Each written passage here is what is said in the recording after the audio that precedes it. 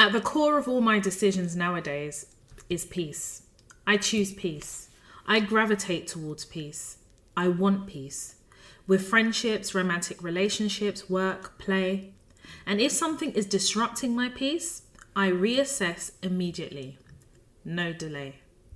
Tweeted by Tony Tone. Good morning, good afternoon, and good evening, wherever it is in the world that you are accessing and listening to the Toya Talks podcast. Welcome to Tuesday's edition. My name is, of course, Toya Washington. Y'all can call me Toya.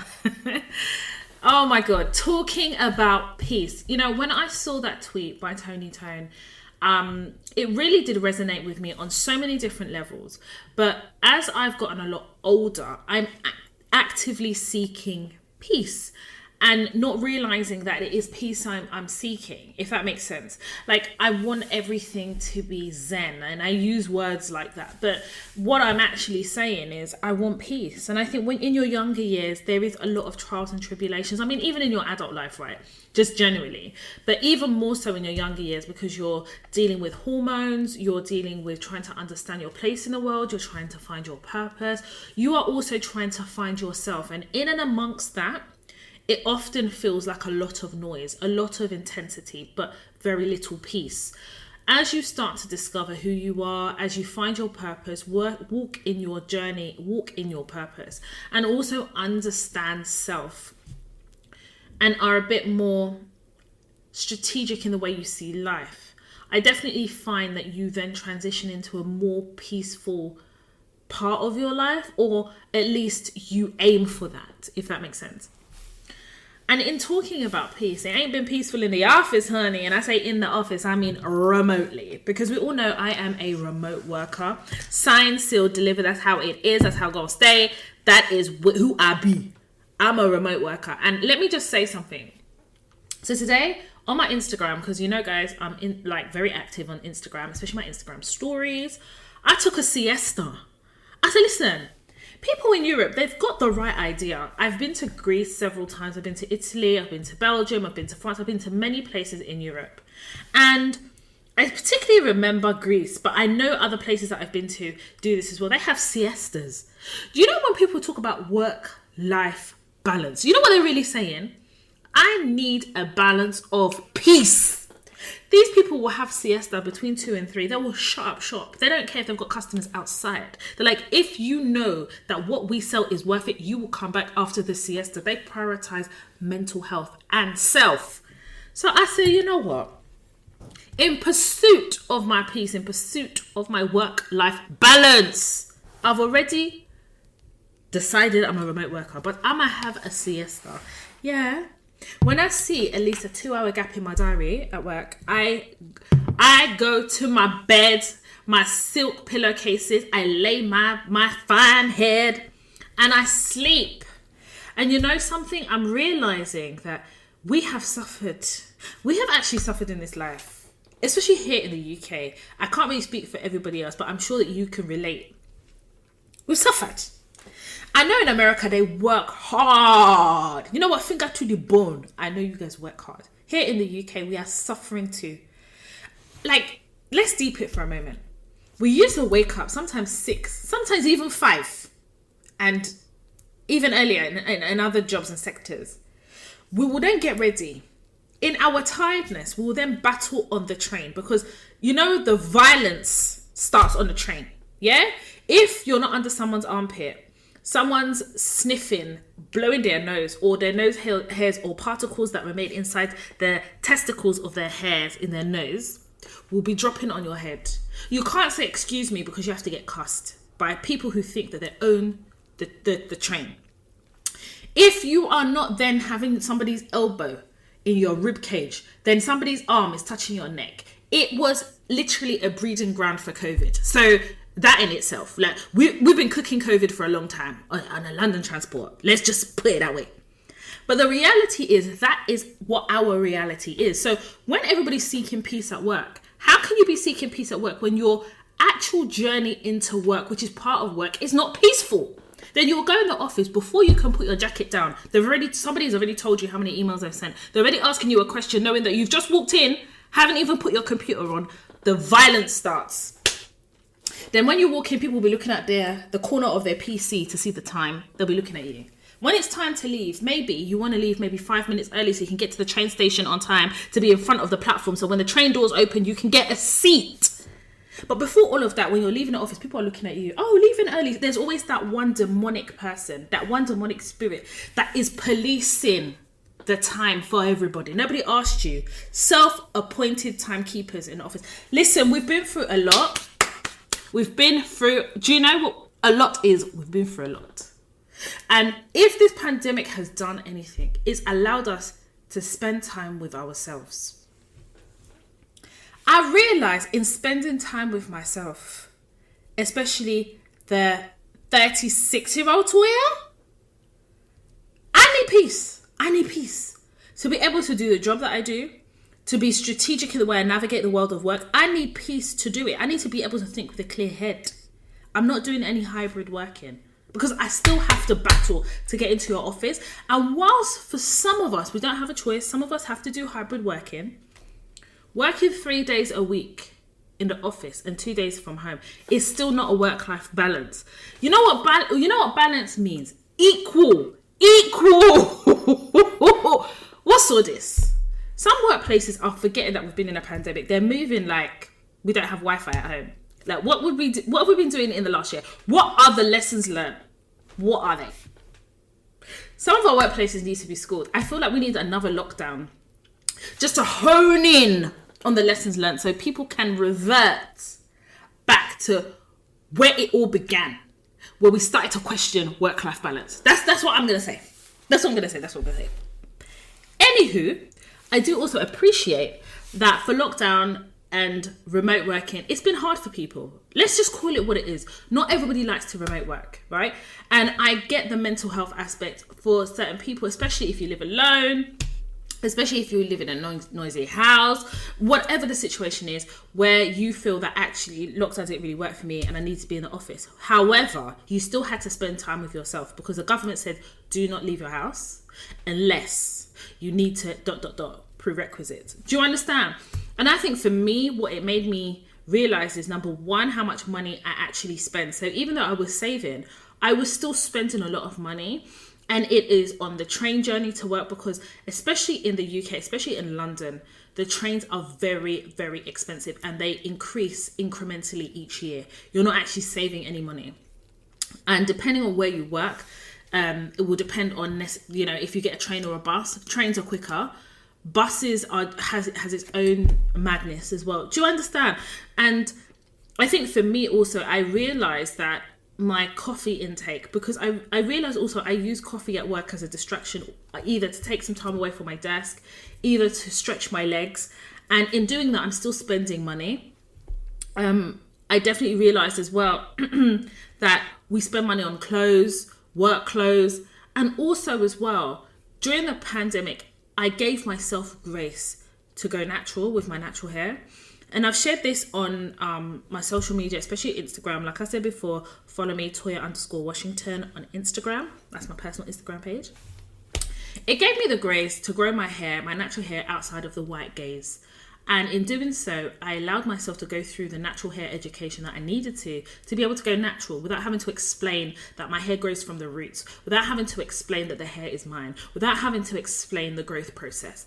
And in learning about my hair, it was another layer of acceptance of self, i.e. my natural self. And I'm not saying those people who are not natural are not accepting of themselves. I'm talking about me as in Toya. I recognize that I always come before you guys on the podcast. I always present who I am in my true authentic self. But what wasn't authentic was my relationship with my hair, because I would have all these amazing wigs. I've got so many pictures of all my different types of wigs. I used to have like my wig heads all on a stand. Like I used to make a joke out of it, but underneath my hair was matted, my hair was in bad condition. I'd cane row my hair, and my hair was so matted, and I didn't care. And I think the journey to going natural started off with me shaving off my hair, going bald, dyeing it. And now I'm like, actually, I want to go natural. And my biggest regret is that I didn't go natural sooner, because number one, I didn't know that I have really thick hair. Number two, I didn't actually know that my hair is curly and coily. And there were so many things I didn't realize.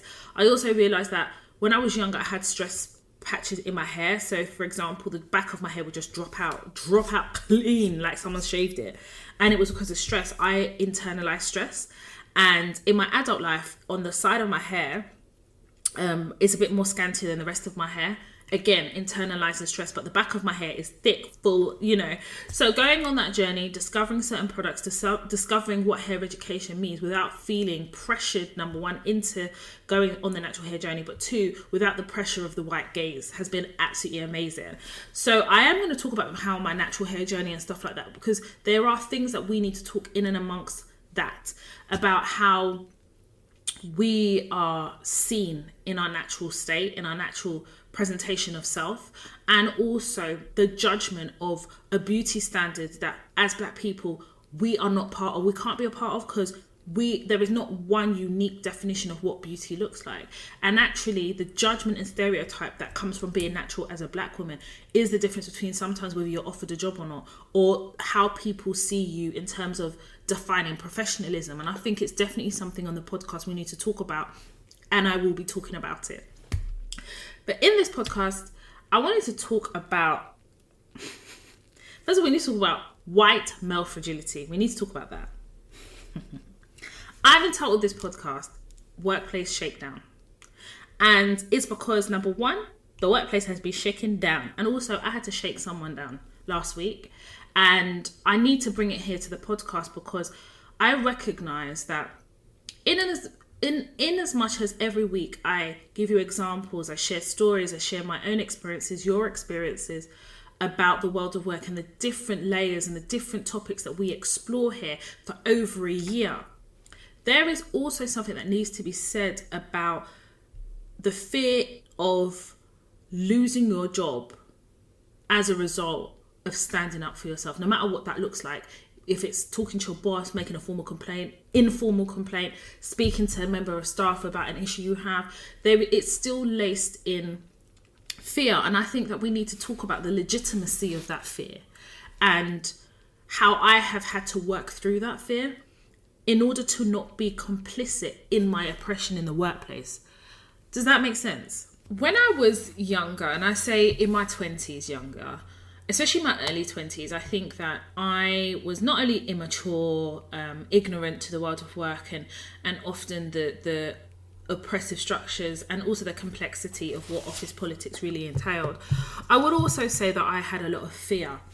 And again, we've spoken about this before in certain episodes, but the fear that kind of is handed down to us by our parents who have a subservient attitude. They came here to this country, some of our parents, to survive. They wanted to give us a better life. And in doing that, I think what they communicated to us is that we should be grateful, that it could be far worse. And actually, this is the land of milk and honey. And as such, when somebody gives you an opportunity, when you have a job, you need to hold it with both hands, because actually, if you don't lay low, if you don't accept kind of the conditions in which you are expected to work, you could lose your job like that. And if you lose your job, it's really hard to get another job. And actually, you've worked so hard to get this job, you've got bills to pay and you've got mouths to feed and you need to contribute to the house and all of this stuff that actually crushes us in the weight of the pressure of work.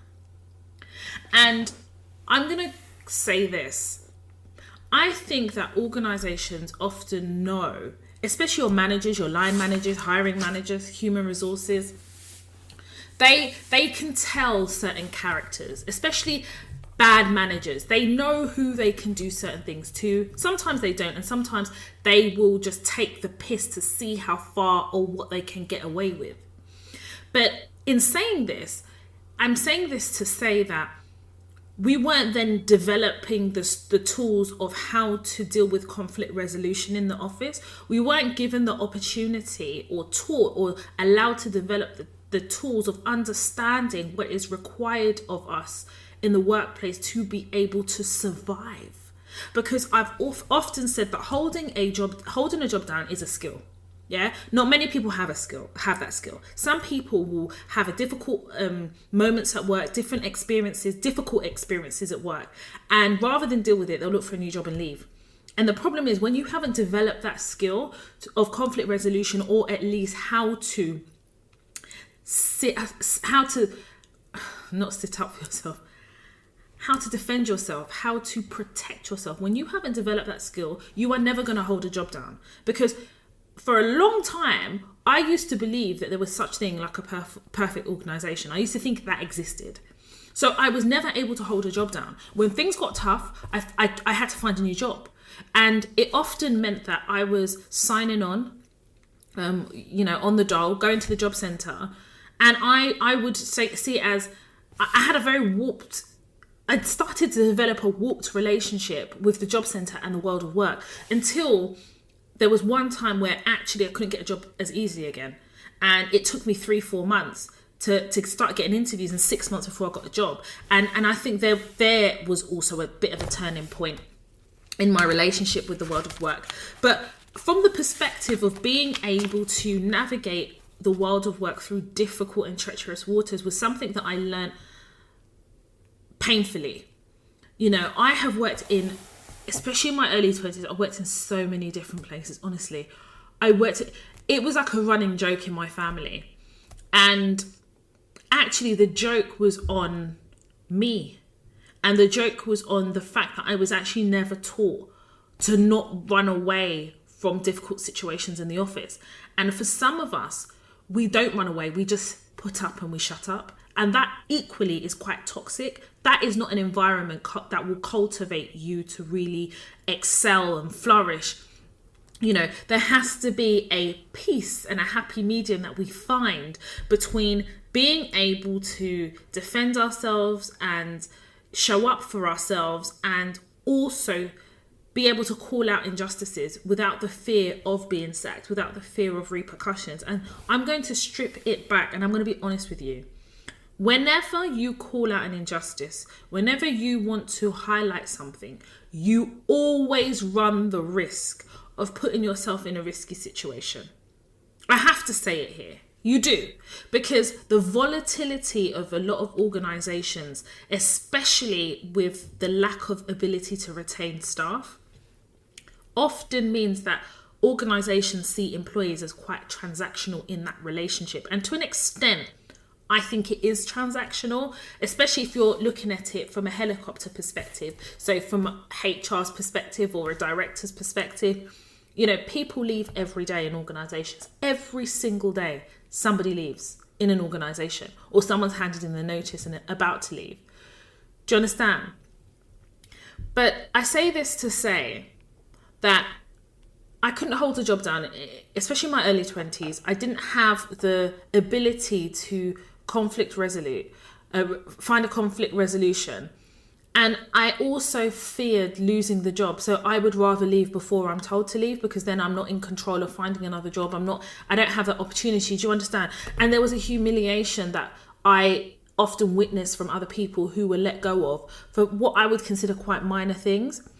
As I started to mature, I did recognize that if I had an issue and I raised it with a manager, I would then be the target. So I definitely understand and respect when people feel hesitant to raise issues because you don't want to have a target on your back. But I'm going to say this very honestly and very openly. As Black women in the workplace, we are employed with a target on our back already. Did you hear me? As Black women in the world of work, in the workplace, we are employed with a target on our back already. And that is also due to the fact that we are working in and amongst oppressive systems created for the benefit of white people. So if oppressive systems are created, who are they created to oppress? It's us. The benefit of white people mean that white people benefit from oppression in the workplace. They benefit from keeping us boxed in. They benefit from fear-mongering, benefit from letting us know our place, benefit from white privilege that allows them to navigate the world of work and be able to work their way up in an organisation. I can sit here and tell you, I have never worked my way up in an organisation. Never.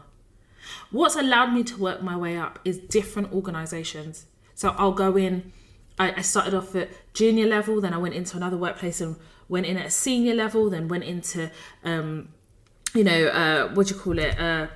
managerial level. Systems and workplaces I was working at made it really, really clear that there wasn't an opportunity to work my way up. In fact, I was always told, especially in my early 20s, that I'm not the type of person, and they would say person to make it seem personal, but I'm delivering, I'm passing my probation, I'm doing really well on objectives and feedback, but I'm not the type of person that you see in a managerial level. I've worked in organisations where people have told me, you need to work a bit harder at this job and we see where we can go from there. Those are really, really oppressive things to say. If you don't give people the opportunity to be able to want more for themselves, they are going to look elsewhere, and they should. If you are working in an organisation where there's no scope for growth, if something is not growing, what is it doing? Nothing. It's stagnant. Stagnation is probably the most corrosive thing to your career. It's corrosive because stagnation will have you question yourself. Stagnation will have you demotivated. Stagnation will erode your self-confidence and stagnation doesn't allow you the opportunity to challenge yourself, to have the potential to even grow further. So when I always say to you, you are the project manager of your career, these are the reasons why I say it. But in knowing that, processing that, appreciating that, you are going to, especially if you're an ambitious person, and ambition doesn't mean that you want to be the CEO and director of a company, and there's nothing wrong with wanting to be that, but wanting to be better. When you go into an organisation, whether you like it or not, from the moment you walk in, I've told you have a target on your back and you're part of the office politics. It's just the way it works. I mean, even the fact that people will stop your growth is political in itself. Do you understand what I'm trying to say here? So you can't avoid it. And as a black woman, it's unavoidable. And I've always said to you guys, when we go into the world of work, we are politicians. Yeah? We are unelected politicians, and we have to show up and represent ourselves. My constituents are... my constituents is my family. My constituents are my friends. And the world of work, excuse me, the world of work is where I have to operate in. That's how I look at things. I see work like a project. I see it like I'm a politician, because the office drama and politics will come your way. You will be asked certain questions. You may not even be in the room, and people want to know where your leanings are. And as impartial as you want to be, that fence will give you many, many blisters. At some point, you have to center yourself in your own development, your own growth, and your own success. In saying all of this and doing all of this, in being strategic, in project managing your career, there will always be situations whereby there is an injustice. And that fear that I spoke about earlier on, of not wanting to lose your job, I've watched people, and I very recently had to advise a friend who was being bullied in the office. And I say in the office, I mean remotely. And when I say that, I definitely mean remotely. And being undermined. And when she raised this issue, she was gaslighted, even though she had examples. For example, she'll put time in someone's diary for a meeting, and they will say, what do you want this meeting about? Why do you want this meeting? I want an agenda. I mean, come on, it's a 15-minute meeting for a catch-up. Why do I need a bloody agenda? And they would use certain things, and then they'd gang up. And when she did raise it, she seemingly, it seemingly went down well. They understood, and I think they decided to draw a line under everything and try and find a collaborative way forward. And actually, a couple of days later, they said to her, we're terminating your contract. Now, she was a contractor, but it is the same when you're a permie. They'll just take longer to get to the point of terminating your contract. Things like that happen. I'm not going to sit here and pretend and paint roses and fairy tales, because you guys know, when you go on social media, people create fairy tales and sell you fantasy. You're not going to get that on any of my platforms. I'm going to tell you the truth. Yeah? It's not milk and honey for us. And there is a reality in understanding also your vulnerability in an organisation. So, for example, I'm a consultant. There is a vulnerability in that, okay? Because you go into organizations, sometimes organizations don't necessarily accept us within the team because obviously consultants earn significantly more money than perms. But in some organizations you work with, especially like where I work, they see consultants as part of the team. And that is heavily promoted by my boss. She doesn't see a division between being a consultant and a perm. And I think partly because she herself is a consultant. I didn't even know that. I didn't know that until recently. I didn't know that. And I think even being part of the team, you're still vulnerable, right? Because, for example, as a consultant, my termination rights are different.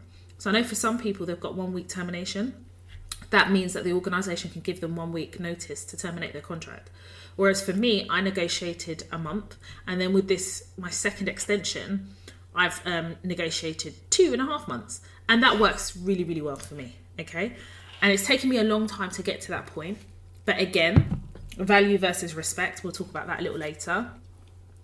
So understanding where your vulnerability sits, okay, what is a worst case scenario? And that is how I approach everything that happens at work. Everything.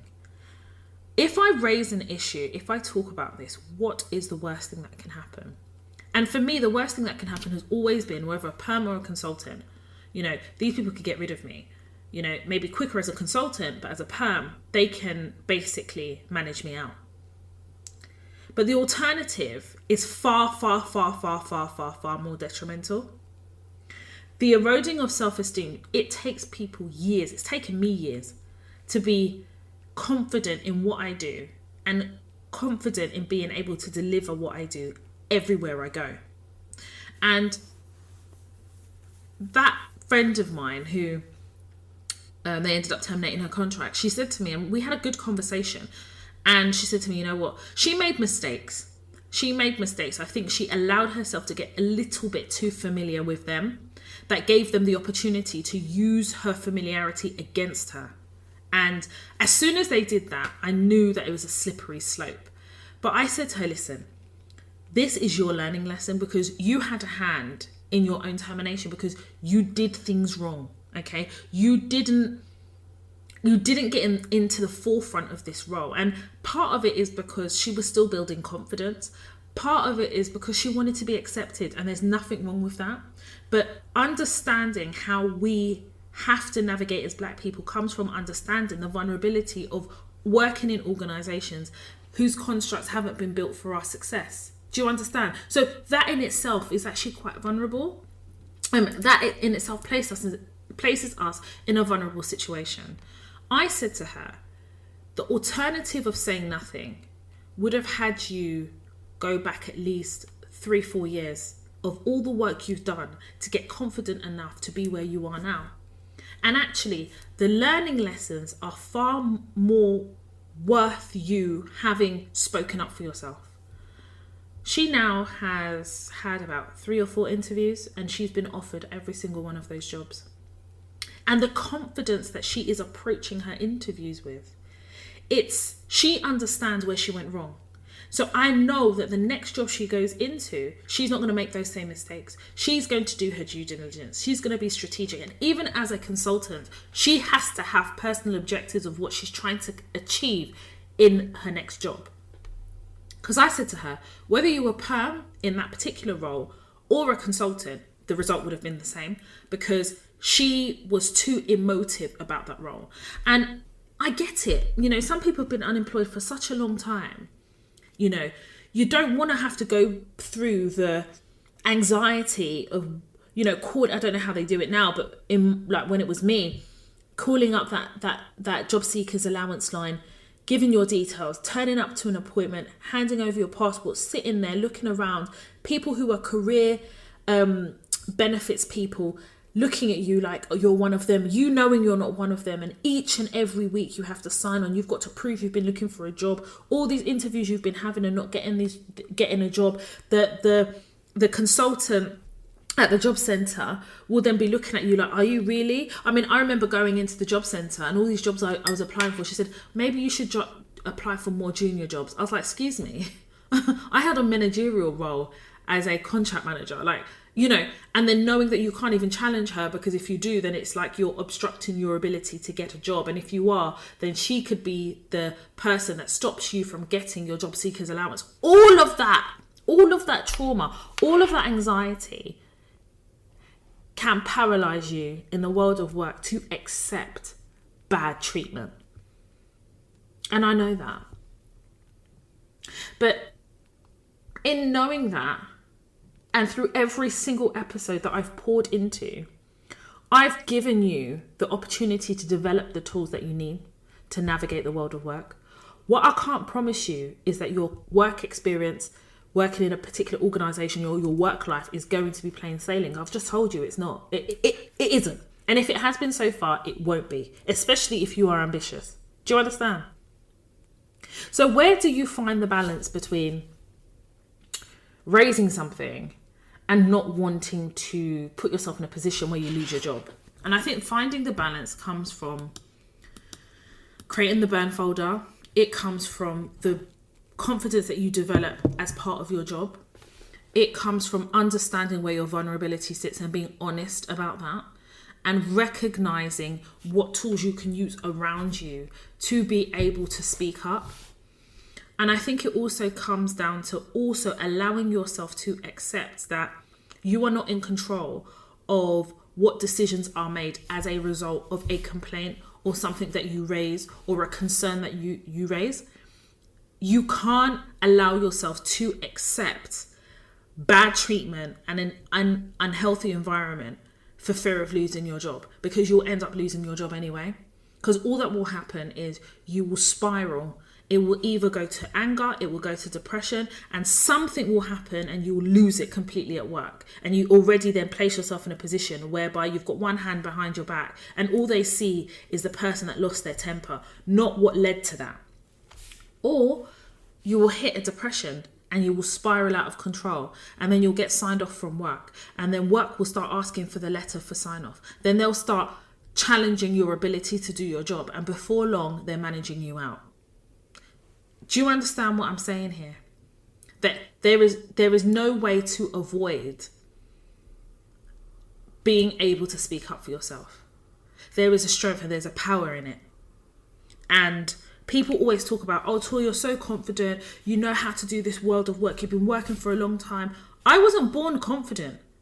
Listen, younger Toya, I was so sweet. I was like a little egg. I used to see the world as a big bubble of milk and honey. The world was a beautiful place. Unison, everybody. And then one day it popped. And I think it popped when I worked I was working in a retail job. It was a weekend retail job. And it was in Dalston in London. It was called, oh God.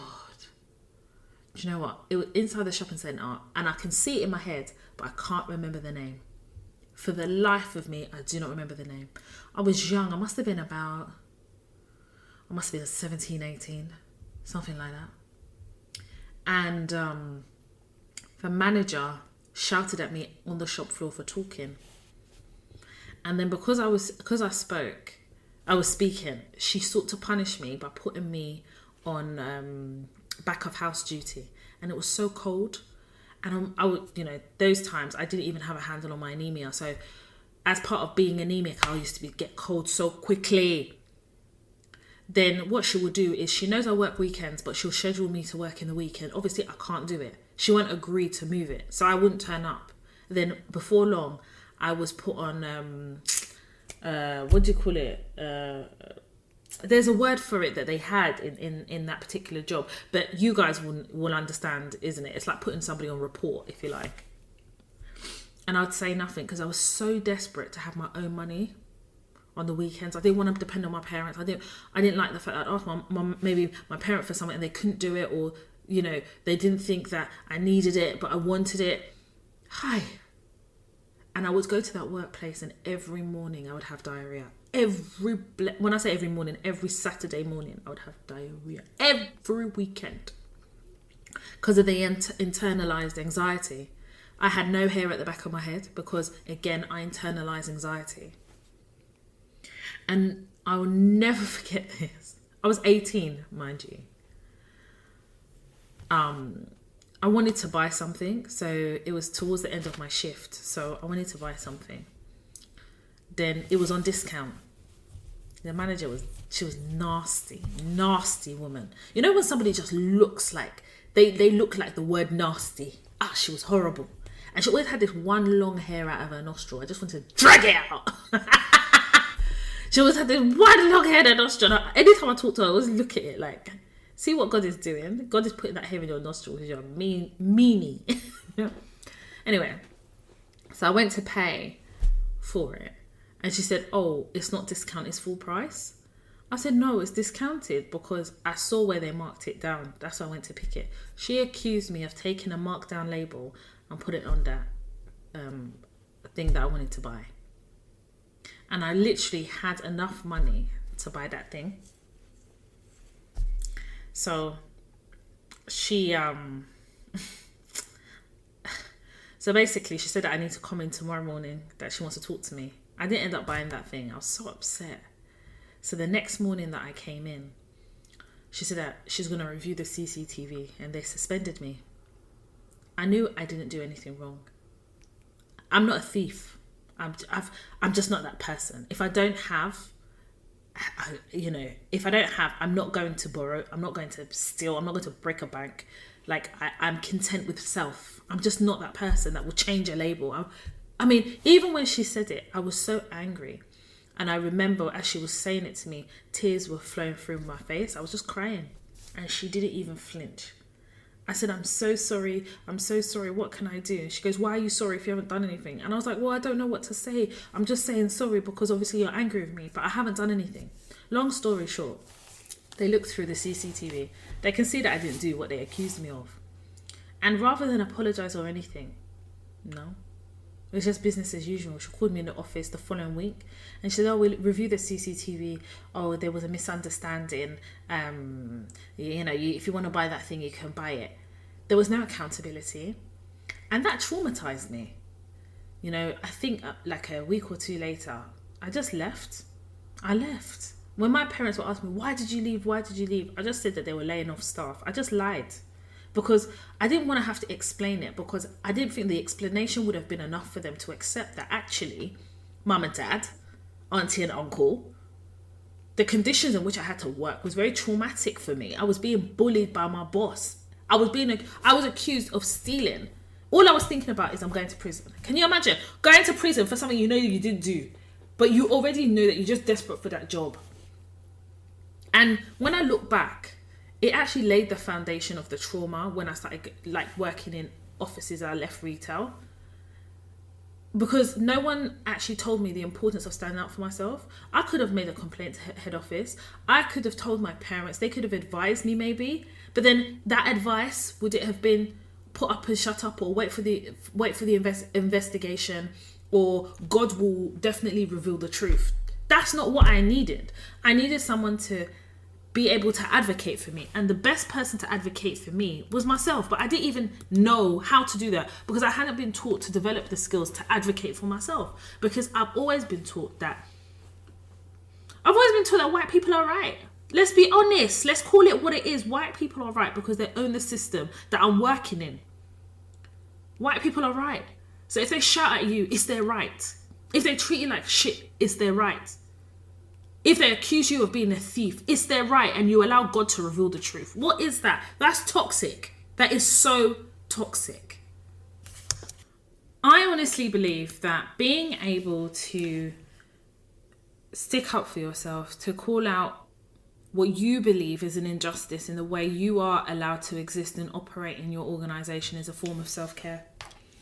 And I think in not speaking up for yourself, in not using the strategies, at the very least, using the strategies that I have shared with you, and being open to develop those strategies if you don't know how to kind of build a burn folder. In not doing any of those things, I think we are neglecting ourselves and we are stunting our own growth, therefore being complicit in the oppression that the organizations and the structures have been created to do. We are being complicit in and being a hand and giving them a hand at oppressing us.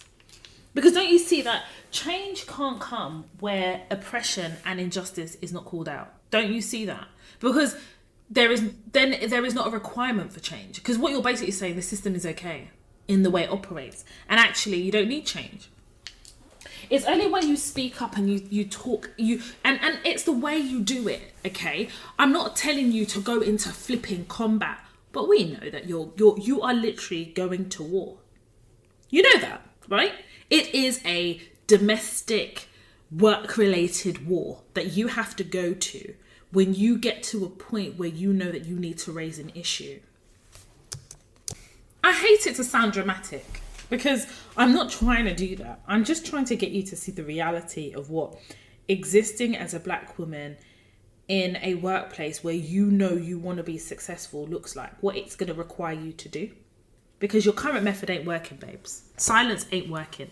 Because you're still having dread in your stomach. You're still constipated. You still probably have diarrhea. You're getting headaches. You're getting anxiety. And if that is the existence that you want to continue living, then don't say anything. But then don't complain. But there's a reality here that I think that we need to call out. That pain, struggle, anxiety, anxiousness, trauma is not an intrinsic part of our existence as black women.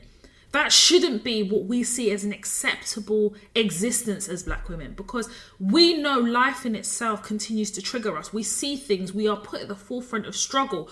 But why has that got to define who we are as people? Why is it that to be a black woman has to come akin to stories that are so similar and it's all laced in trauma? And I think that for myself, I've been complicit in some of my trauma. I have. I've taken a lot of shit, especially earlier on in my career, when I didn't realise that I could use my voice. I didn't realise how to. I didn't even know that I would need to.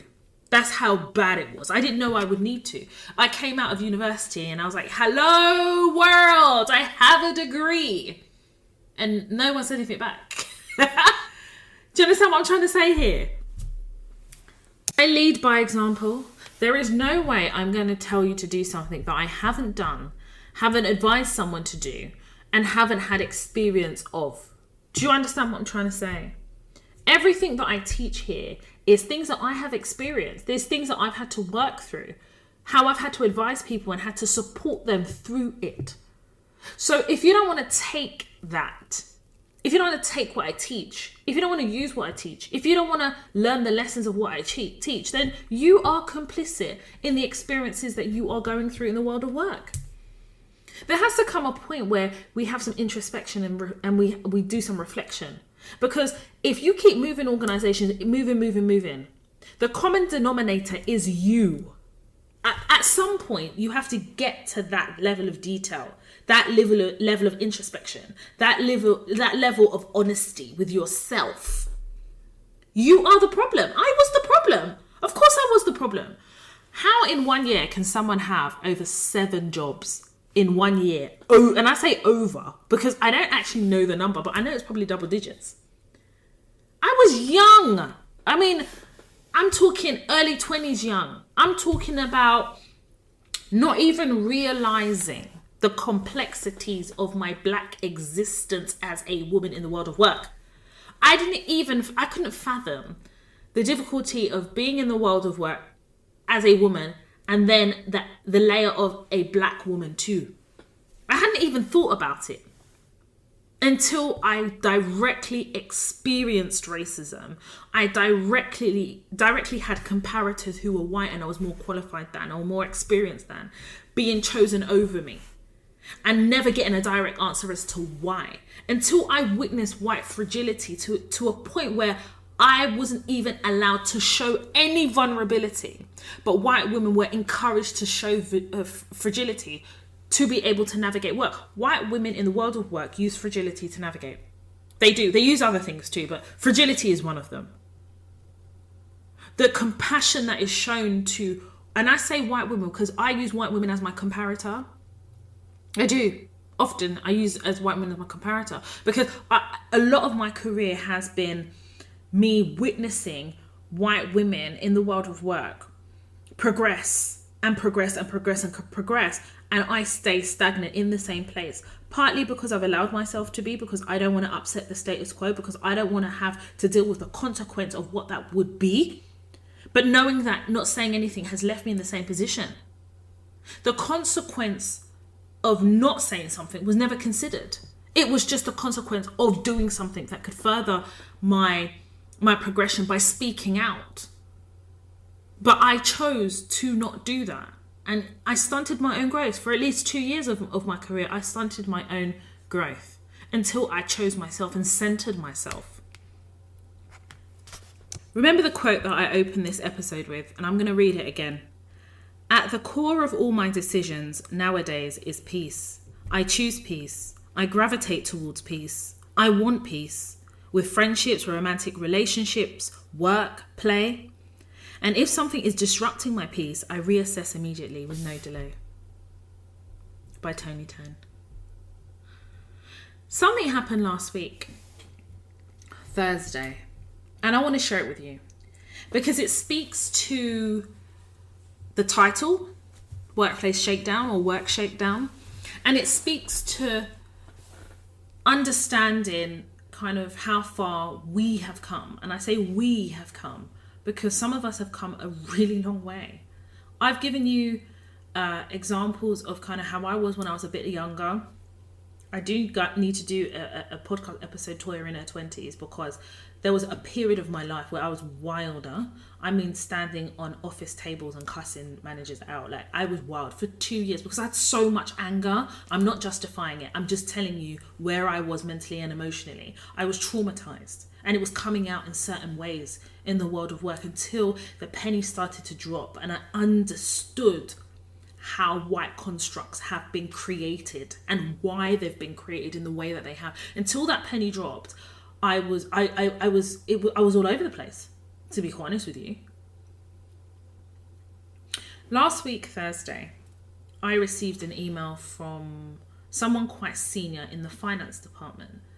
And I've dealt with finance people before in the world of work, worked quite well with them.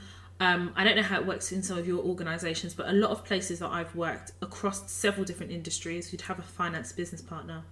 And a finance business partner will be in charge of the finances, and this is just really high level, but in charge of the finances for your particular division. So if you are working on, for me, a multi-million-pound contract, you will have assigned a finance business partner who makes sure that, you know, the financials are done, that the supplier or the client is paying on time, to make sure that there's forecasting done, to make sure that the finance people do their management accounts. You feed into that based on the work that you're doing.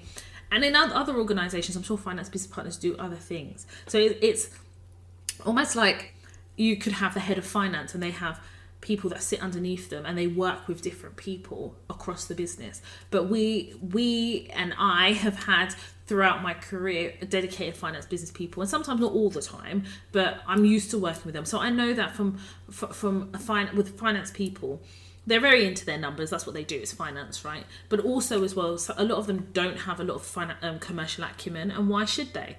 You know, they are about the numbers. And this particular guy is no more senior than me. I'm senior, but he doesn't realise I'm more senior than him. But that's by the by. I don't think that's neither here nor there. Anyway, he had sent an email on Thursday that was very, very rude. But let's go back a little bit. Over the last, I'd say 3 months, he has been very antagonistic towards me. He's been very rude. He's been very aggressive in his emails towards me. His emails will have Toya. I would have expected that's how he would start a sentence. And as the email will progress, you said you were going to, and I haven't. That's how he would speak to me. And this has been going on for about 3 months. Before then, people in his department kept leaving. People he was apparently managing would keep leaving. And there was this one lady, and I think I mentioned her on the podcast last year. She basically left one day. She just woke up one morning and said she's not doing it. And she forwarded me an email exchange between her and this guy. And we're going to call this guy Fred. She forwarded me an email exchange, and it was so... The email that Fred was sending this woman was so disgusting, to a point he said, if I realised that you were a bit more junior than me, I would have micromanaged you sooner. That passive aggressive aggression. Am I going to teach you how to do your job? You tell me that you have all these certificates. I've not seen any evidence of this. This is how this man would talk to this lady. And one day she just couldn't have it no more. And I don't judge her for it. But equally, if you don't develop the skill of conflict resolution, you're not going to hold down a job. You're not actually going to develop the skill of even how to navigate conflict and how to deal with it. But who am I? I'm not going to dictate that to that lady. She knows what she's going through. She's wearing the shoe. She knows where it hurts.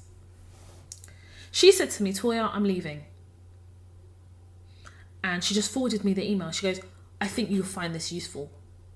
And I didn't understand, because in my head I was like, why would I find this useful? But I put it in my burn folder. I just put it in there. Because I didn't have interactions with Fred, you see. But her leaving may give rise to those interactions. I don't know. But in any case, why am I going to delete it? Burn folder it goes. Probably a couple of weeks after she left, someone else joined his team. Within 3.5 weeks, that person left.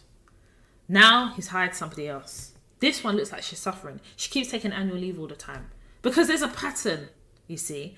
And unless they feel comfortable to tell you, why would they tell me? This particular woman, I think she felt comfortable to tell me because we worked really closely together. So her leaving just came out of the blue. She probably felt an obligation to just say bye. Or maybe she saw it as, Toy, you could be next because you may have to work with this guy. I don't know. But in any case, she sent it to me. So this man will now be sending me these type of emails, and there will be people on the email chain, I won't even know them. But it's almost like he took pleasure out of humiliating me via email, and I just let it slide. Well, you guys know I don't let anything slide. I put it in the burn folder. I was building a catalogue. And one thing I think that remote working has afforded a lot of us is to have a bit more patience to build that burn folder. Because if you're talking a meeting, I don't like what you're saying, you're pissing me off, I'll just leave meeting. I say that my internet has been sabotaged by the weather. I don't know. I will just make up an excuse. And I think being able to work remotely has almost given us that level, an added layer of protection to be able to think things through without being too quick to react. You know, you're in the safety of your own home. And that in itself has been quite comforting. But remember, I'm talking also from the position of somebody who has developed the skill to be able to navigate the world of work over the years. Whether I'm in your office or working remotely, I have developed the skill. But I cannot overlook the added layer of protection that remote working has provided me and provided many of us. So this man for the last 3 months has been sending these aggressive emails. And anytime I'm replying, I say, hi, good morning. And I'm very firm in the way I respond. This doesn't sit within my remit. This is for so-and-so to do. You know, I'm just very professional. I'm not going to engage. But I've been noticing over the last few weeks, it's been accelerating. And the audience in which he's doing this is getting wider and wider and wider. You know, like when you go to the email and it says 2 and it goes off the scale, that it goes to the next line. It was too many people. And I didn't recognize any of these names. So I don't know what he's saying to them about me. But I know that whatever he's saying about me, he's reinforcing in the emails he's sending to me. And it's like, so he speaks with this level of authority. And I'm confused because I'm like, what's all this? Why? This man's violence will start from 6:30 in the morning. That's when he'll be sending me the emails. And I copy that and put it in the burn folder. Yes, because there's a pattern of behaviour that is relentless bullying that starts sunrise and ends sunset. I was even writing on post-it notes. I'll just be putting it at the back of my notepad. I'll just write notes and put it in my notepad. I'll then drag and drop to the burn folder. Let me also say I've printed my burn folder. I just want to let you know the contents of my burn folder gets printed every Friday. I just want to let you know. In case there's anything I've added in that week, I'll print it. Yes, I do. I've got a printer here. I've got a printer in my house. And at work, I would print. At work, I would send it to the printer. I'll run quickly. Or if you've got these sophisticated printers, you put your pin in and then it will just be coming out. Yeah, that's how I do it. I've got hard copies of my burn folder, because you never know. And equally, I don't own the equipment. It belongs to the organisation that you work for. They own the equipment. So as much as possible, you need to print a burn folder or take screenshots. At least take screenshots if you can't print. There's always ways around it. It's not like before. When I was younger, you work in organisations and you print something. By the time you run to the printer, it's already waiting there. Somebody who's at the printer has already read it. Life is not like that anymore. Things have changed. Technology has advanced. Anyway, I digress. So, this email's coming thick and fast. Thursday. So I had spoken to him, and remember, whenever I speak to him, there's always a witness. I always make sure someone's there. Because I don't want to be accused of any stereotype associated with black women. I don't want to. As a black woman, I do not want to be associated with the stereotypes that are laced in racism. You're not going to do that with me. I know their modus operandi, and I'm not falling for it. So on Thursday now, afternoon, I got a call from one of the members in my team. And this woman is an older woman. In fact, when she joined the organisation, I could tell that she was really good at what she does, but she don't have much confidence. So I spent a lot of time. She was working with me. My boss had assigned her to work with me. And in the midst of her working with me, I was also training her. And I love that. I love being able to train people so that they can go ahead and manage their own multi-million-pound contracts. God's so kind. My boss could see that, I'm working with her. She's building confidence. My boss gave her her own contract. Imagine you've come here to be contract assistant. You are now a contract consultant. Yes. So she was tasked with a project. And this project, she had to go to Fred for finance approval. Or finance review. Finance review. So on Thursday, she called me to tell me. And I could hear it in her voice. She says, "Oh, I had a meeting with Fred." And she goes, "Toya, it was so humiliating." I said, "Why?" She goes, "The way he was talking to me, he ridiculed me. At one point, he was even laughing. And there was other people in the meeting. And Toya, I didn't even know what to do. I was just shocked because I didn't know that an adult can behave like that in a workplace. It was so unprofessional, Toya." And the thing is, because I'm still relatively new here, yes, I've been here for a couple of months, I didn't want to say anything. Maybe I should be knowing this stuff. But she said, "Toya, honestly, I felt degraded. I felt humiliated." And she was really angry. So I just let her offload herself. So I said to her, "Okay, how are we going to sort this out in terms of the actual thing that she needed?" I gave her advice. I even referred her to another colleague who I knew that could support her. So that Thursday, I then received an email from Fred about something separate. And he said that I had said I was going to do X, Y, Z, and I haven't done them. And I don't promise anyone nothing in my workplace. I never promise anything. I said to him, I'm going to review something and I'll come back. Because I said that this man has been harassing me for 3 days solid. And the audience was getting wider and wider and wider in the email. So this last one that he sent, the way he spoke in this email, the way he wrote in this email, it was so rude. I had no choice. I had to respond. I said, when I said I had no choice but to respond to rebuttal what he said. And I wrote, "Hi Fred, thank you for your email. Never have I ever said that I was going to analyze, all the things that he said, I said, never have I ever.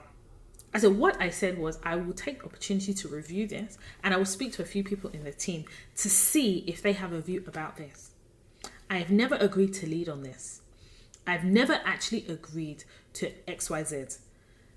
What I did agree to is to do a review, and that is an independent review that takes me away from my actual job. And in doing that review, I said that I would then take the opportunity to either speak to my boss or one of us will come back to you. However, we've got a meeting tomorrow at 10, so we can address this then." Because he referenced the meeting as if like a threat. So I then reiterated the meeting. Yes, I know it's happening. I was so angry because I couldn't understand why this man chose violence every day for a week straight last week and every other day for the last 3 months. I don't understand. But I realized that I also went wrong. because I had already built the burn folder for him. But I was seeking peace, so I just would ignore his behaviour. And in ignoring his behaviour and not actually addressing it, I was becoming complicit in the level of violence this man was tabling towards me. And it was getting earlier and earlier and earlier in the morning. Now we're at 6:30 a.m. Do you understand? But I think also as well, my maturity level is as such that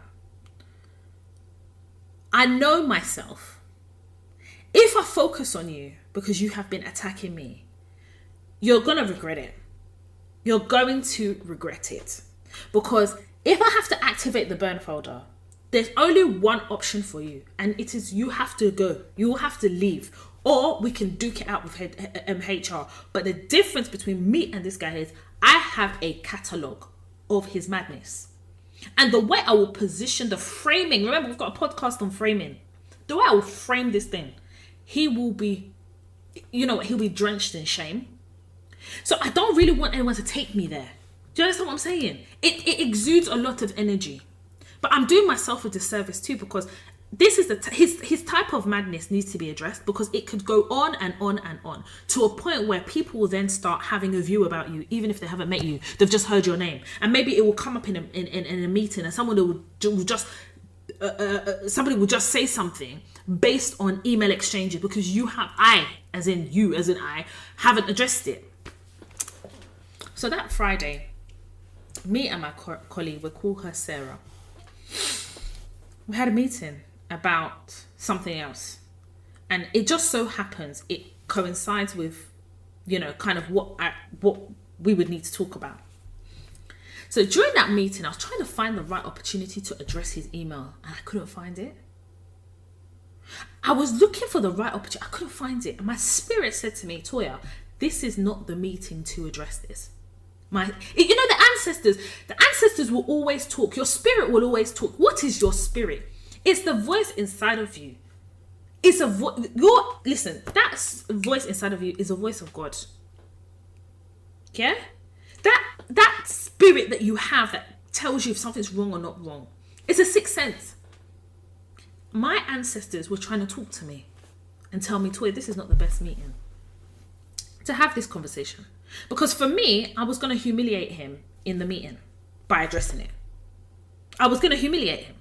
I wasn't even angry. Let me help you to understand. Because I always tell you guys, I never, ever, ever, ever, ever do anything in anger. Especially in the world of work. It doesn't happen. Ever. In a professional setting, you will never, ever see me angry. It doesn't happen. But I wanted to humiliate him. Because that same humiliation that he was been tabling to me, I wanted to give it back to him. But I wanted to do his one live. Before I could say anything, he disappeared from the meeting. It's like his computer crashed. Then he called his colleague on a mobile to tell her that his computer's crashed. I literally looked up and I said to myself, my ancestors are having a laugh, aren't they? Because my ancestors knew that wasn't it. And I was battling myself whether to do it then or not. I was so indecisive that at one point, my ancestors took it upon themselves to tell me, Toya, it's not. At the end of that meeting, I called Sarah on Teams. I said, Sarah, are you available? She said, yeah. I said, okay, I might need you to witness something. She said, what do you mean? I said, it will make sense. Don't worry. I emailed Fred. I said, Fred, I need to talk to you because your computer crashed. We still didn't address something that needed to be addressed. So he said, oh, he's free now or he's free next week. Me, I'll make myself available now. So in Teams, I went back into the same meeting. You know, you got the link. I went back in the same meeting. I called Sarah to join the meeting. You know, you can join people in. Then I called him to join him in. Microsoft Teams is very fantastic. Something I was never using before. I rejoined a meeting. It will have rejoin. I rejoined. When he came on the camera, I switched my camera on. Yes, I did. You're going to see my face and my 4 eyes. You're going to see them. I said, Fred, I want to address something with you. And I was going to do it in our last meeting. It wasn't appropriate. And clearly your computer wasn't working. But I want to address something once and for all. I said, your tone in the way that you speak to me via emails is not only disrespectful, It is humiliating, and it seeks to almost ridicule what I do here. You question my ability to do my job. You ask me certain questions that you know that are not within my remit. And then when I give you the answers, you challenge me deliberately to make me look stupid. You continuously use inflammatory language. And the type of language you use is causing me anxiety, because every time you email me, I have to take a deep breath before opening your email. And that is detrimental to my mental health. Because I shouldn't have to see your name in an email and have to breathe heavily before I open it.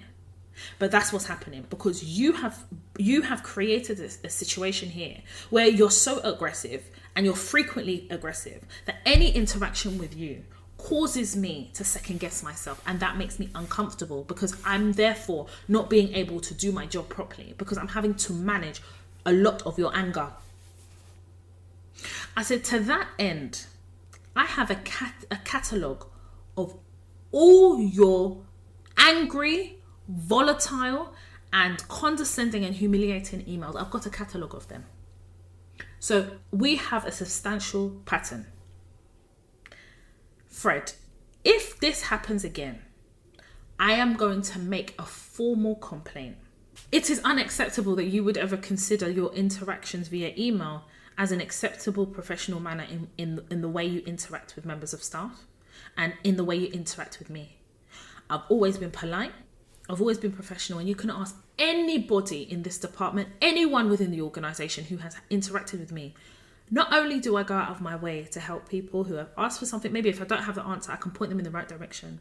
But I'm also shameless. When I don't know something, I will tell you I don't know. But I sure as hell will try and find out the answer or find somebody who could help you. I said, I'm best in class at what I do.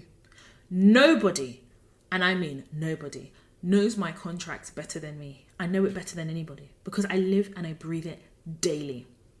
I said, I'm not new to this.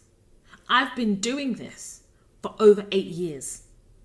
I'm a consultant. I consult businesses on contracts, their contractual standing, risk, you name it, I do it. So when you seek to send me these type of emails, it's like you're questioning my ability to do my job. And if you are, then rather than humiliate me in an audience filled with people in this email, I'd rather you take it to my boss. But what you can't continue to do is attack me. Every email is an attack. And even when I wave many white flags, you continuously attack me. Hear this white man and his fragility. So when I'm having a meeting with you like I am now, do you find me to be the same way? I said, well, this is what I'm confused about, because it seems like we're dealing with Jekyll and Hyde. Because in meetings where I've been in with you and other people, you're completely different.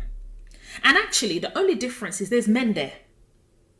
And I see how you interact with those men. You don't talk to them like that. But when it's an email, you are completely different. This is the reason why I've brought this to your attention now, so that you can decide if you want to be Jekyll or Hyde. But you can't be flittering between the both. Because I need you just to pick a side, pick a struggle, pick a personality. Because as it stands right now, where I'm sitting, there seems to be an inner conflict within you. And it comes out in your emails. And it stops today. He said, well, I'm really surprised. When I send emails, I read them 3, 4, 5 times, and no one's ever brought that to my attention. I said, well, there's a first time for everything, and today is the first day. I'm telling you now. And actually, if you want me to give you a reminder, all these emails that you've sent to me over the last 3 months, I can put them in a zip file and send them to you so you can have a comparison to what I'm saying. He said, your team, I speak to a lot of them. I speak to James, I speak to Michael, and I have no issue. I said, actually, to that point, James and Michael are men. And this is another example where you compare me and my job to them. You've done it several times. You've done it in those catalogue of emails. I've got comparisons that you've drawn there. Not only is my job different from them, but how we manage things are completely different. How we actually do our jobs are completely different. There can be no comparison. The things that we do, the value of the contracts that we are managing, navigating, negotiating, and all those things are completely different. Our styles are different. Our level of experience are different. And I'm more senior than them. He said, excuse me. I said, you heard me. I'm more senior than them. But that's by the by. The point of the matter is, I've told you what my issues are. And I think they're rooted in your inability to understand that I am not James and Michael. I'm not any of those people. I am Toya. And if you have an issue with the way I do my job, then there has to be a professional way in which you address it. If you can't address it with me, you speak to my boss. What you will not do is continuously humiliate me in an email and make sure there's an audience that witnesses that humiliation. He just went quiet. You see this man, yeah? I literally thought that he's going to rip his shirt and become the Incredible Hulk because he looked angry. You know when you call these people out and you listen, I didn't raise my voice. I didn't shout. I didn't cross words. I was very firm and direct. What I was sounding was a warning. Was a warning. And I don't usually give warnings. Listen, my warning will be the letter that I send to HR with you on CC. That's the warning. No, I give him a warning. I'm choosing peace. If you don't want peace, we can go straight down to destruction if that's what you want. But for me, I'm choosing peace. Guys, listen. This man's mad. He's mad because you don't behave like that to people, but he does it because he got away with it. If this was Toya in my 20s, I would have been too afraid to say anything. And you know what? He could have orchestrated me being managed out of my job by painting a picture that I'm incompetent. He saw himself as more senior than me because I'm a black woman. That's a fact. I'm more senior than him. I'm more senior than him. I don't feel like I have to prove myself to him. I don't even feel I have to tell him that. In the way I do my job, it says it all. But there's a reality here that I think I defaulted back to Toya in her 20s because I left it for I personally think I left it for too long. I had enough evidence to prove that he was basically attempting to bully me. But in wanting to seek peace, in wanting to not even want to have to deal with it, I left it so long that now he became comfortable in that behaviour. So I should have had this conversation I had with him last week, I should have had it with him a couple of weeks ago. But then one can say, well, maybe your burn folder wouldn't be as ripe as it is. Yeah, but there would have been enough evidence in there. Do you understand? But this is all rooted in what I wasn't taught when I was younger. So I'm always second guessing myself about the right time. As I finished saying what I was saying, Sarah piped up. Sarah's gangster, because that one, she even put her camera on. No. She goes, Fred, I just want to also address something with you. Remember, Sarah's white. I too had my own experience with you on Thursday. Your behaviour and the manner that you dealt with me was not only humiliating, but to be honest, it felt quite personal. You laughed at me, you ridiculed my work, and yet I walked away from that meeting and I didn't take anything from you that could have been constructive so that I could better present it next time. Instead, rather than that, you ripped it apart and you ripped me apart at the same time. And you seemed to enjoy it. You told me to have a nice day. Well, I didn't have a nice day because my day was ruined by you. Let me tell you my experience. And she told him her resume of experience. She said, I've come here and I'm working with Toya. Toya has been my mentor. We're talking about a 52-year-old white woman, 51-year-old white woman. She said it. I didn't say anything. No. I put my mic on mute. Toya has been my mentor. But this particular thing I was required to do, Toya hasn't done it before.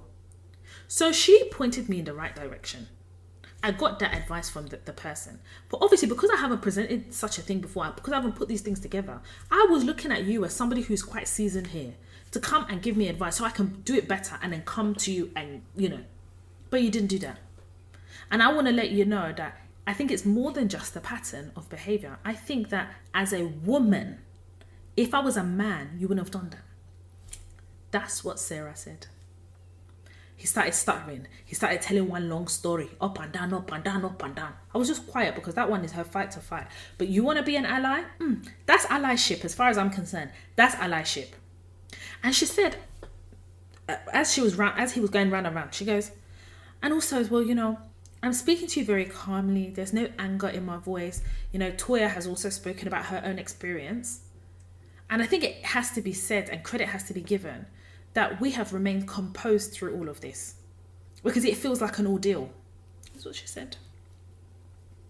When she finished speaking, I said, Fred, I think we're going to leave it here. I've always been taught that a word is enough for the wise. And we've had several words here. And I believe that we're all wise people. So let's take this as a learning lesson and put a line under it. But please bear in mind that I'm going to reference this as the opportunity in which for you to draw the line and learn from. I don't expect a repeat behaviour of this, either to me or to Sarah. He said, okay, well, I just want to let you know that, I take pride in working with your team. I get on with your team. And, I've heard what you've said. Listen, you see that man? I'm telling you, when we came off the call, he smashed his computer. He looked angry. Like when you see middle class white men who don't even know how to express anger. So they will just be shaking like, they're about to erupt. Incredible Hulk was a white man. Let me just tell you. For a reason. For a reason. Yes. In that situation, I felt like I dealt with it the best way I could. But when I reflect on situation, I always think, what could I learn from that about myself, about the person I'm dealing with? And that was the best way to deal with it. Now, I don't know what's going to come of that. Maybe nothing will come of it, but I stay ready on 10 toes. You guys don't realise that that's Sarah on the call that I asked to be my witness. You don't understand how far as a witness that she goes. Of course, I'm not dumb. I'm strategic. I called her to be my witness because there's no way that she can hear me tabling my own issue with him and not table hers. So the day he tries to come for me again, I'm going to use this lady being an ally to my advantage. Because you could try and gaslight me all you like. You're going to gaslight Sarah. Sarah who will put on the waterworks. Sarah in her fragility. Sarah in all her glory. Are you going to gaslight? No, you're not. And actually, I genuinely believe that he treated me like that and treated Sarah like that because we're women. It's to do with our gender. 100%. 100%. I remember the person that he used to work with him is a woman. She's also a black woman. Sarah's white and black.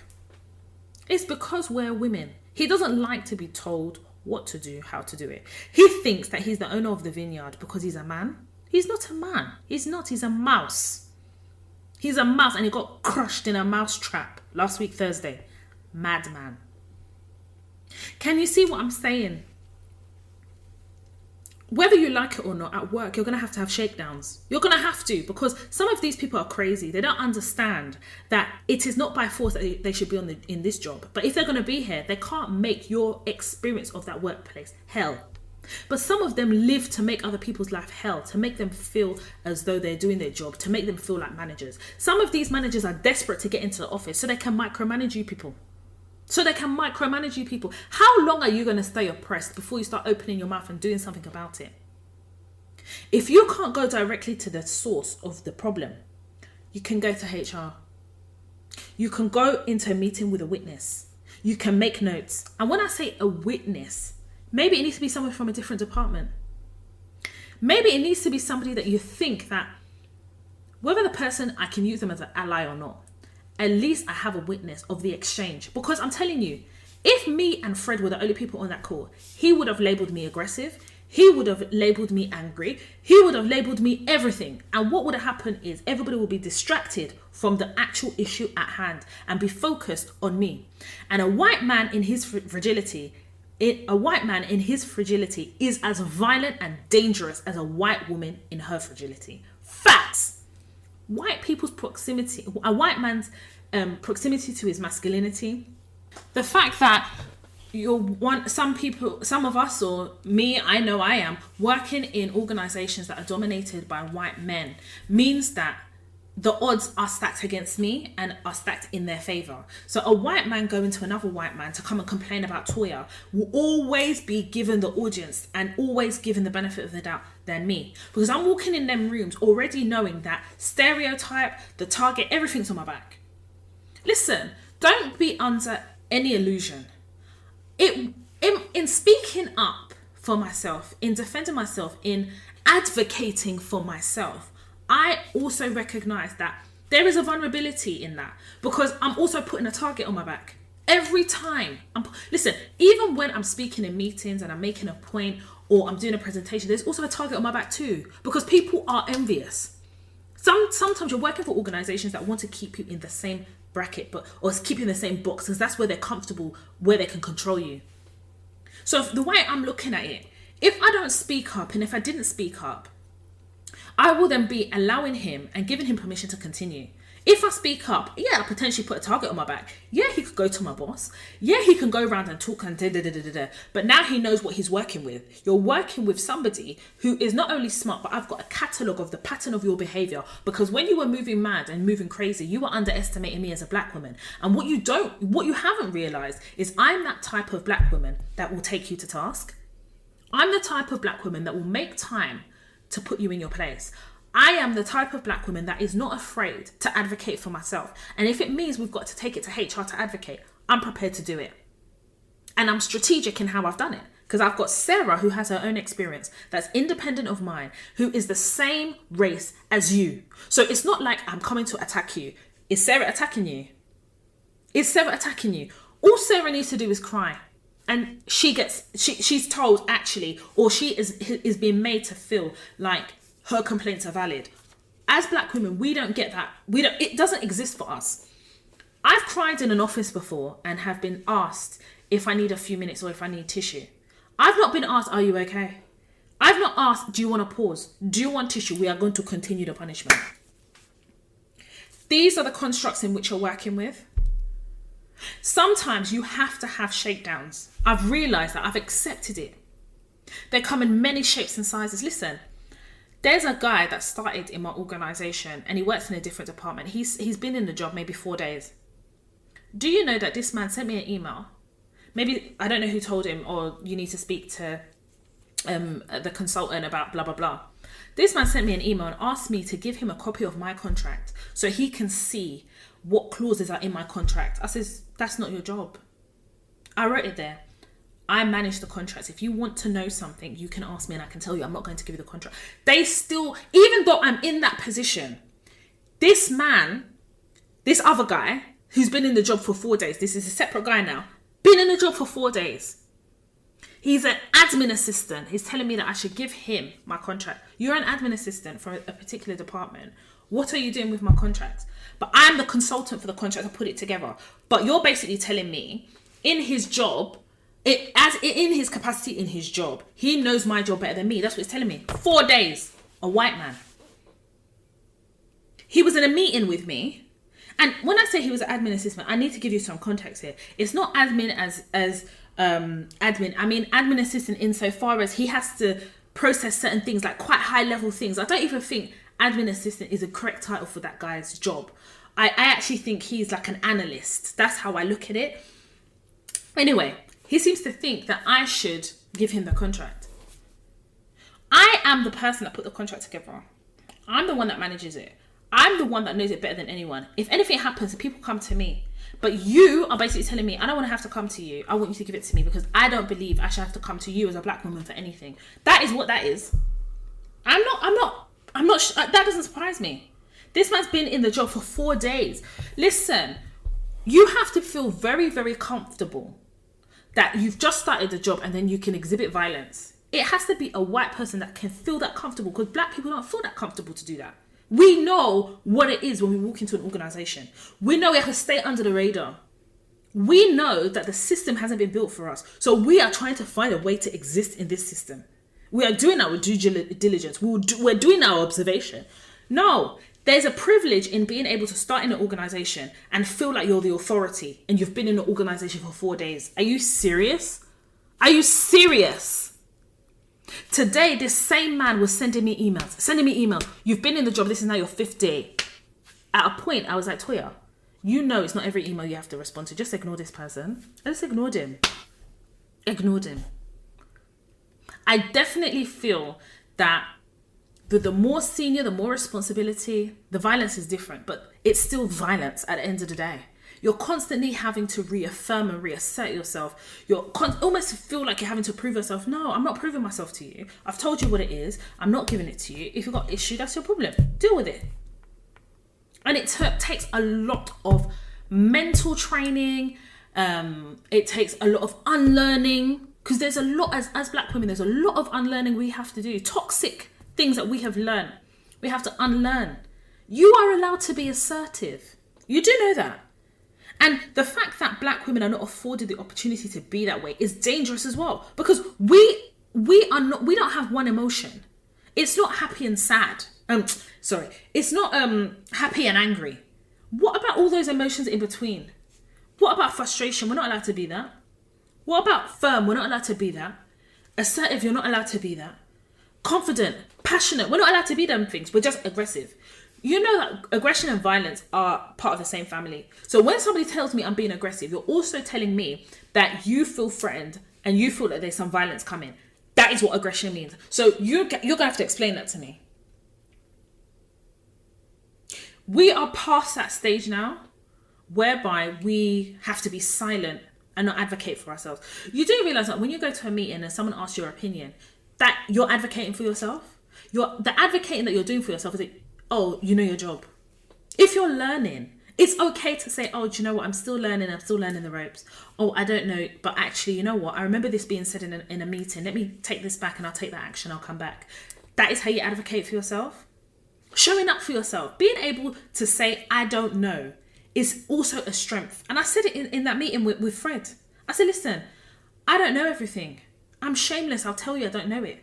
But I know somebody who does. I'll try and find out and I'll learn it. Because listen, we weren't born to know the job. These managers that are carrying high shoulders and smelly breath and dirty teeth, they did not wake up doing that job. Somebody taught them, somebody gave them an opportunity, somebody left the door open for them. And even when those people did those things, they're still not competent to do those jobs. They just hire people that can do the job well and make them look good. That's the reality. It's very, very exhausting doing these office shakedowns, but whether you like it or not, you're going to have to, especially what's happening in the commercial space now, where people are being forced to come back into work. Your privacy is being interfered with when they're asking you, oh, have you had the vaccine? You're not going to ask me if I had a shit this morning. You're not going to ask me if I'm on my period. You're not going to ask me if I've had my smear test. It's my vaccine you're going to ask me. Do you know how intrusive that is? You're not going to ask me where my political inclinations are, but you feel comfortable to ask me if I've had the vaccine.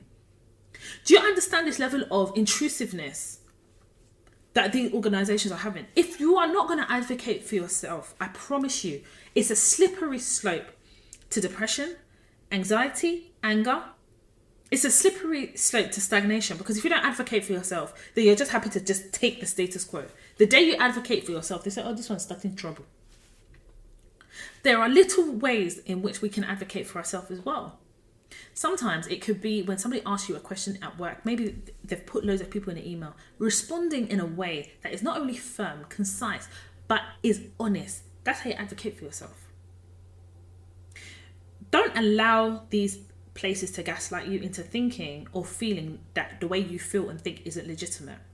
When Fred said to me, I tabled everything to him. He said to me, oh, when I talk to you, like in a meeting, I've had several meetings with you. Do you feel the same way? You're gaslighting me. Whether I feel the same way or not is neither here nor there. I'm telling you the results and the conclusion of your emails. Whether because he knows as well. Part of it is he knows that he doesn't come across like that. Well, of course you don't, because the audience is now there also witnessing your madness. So you're not going to display the same madness in front of live witnesses that you can do in an email.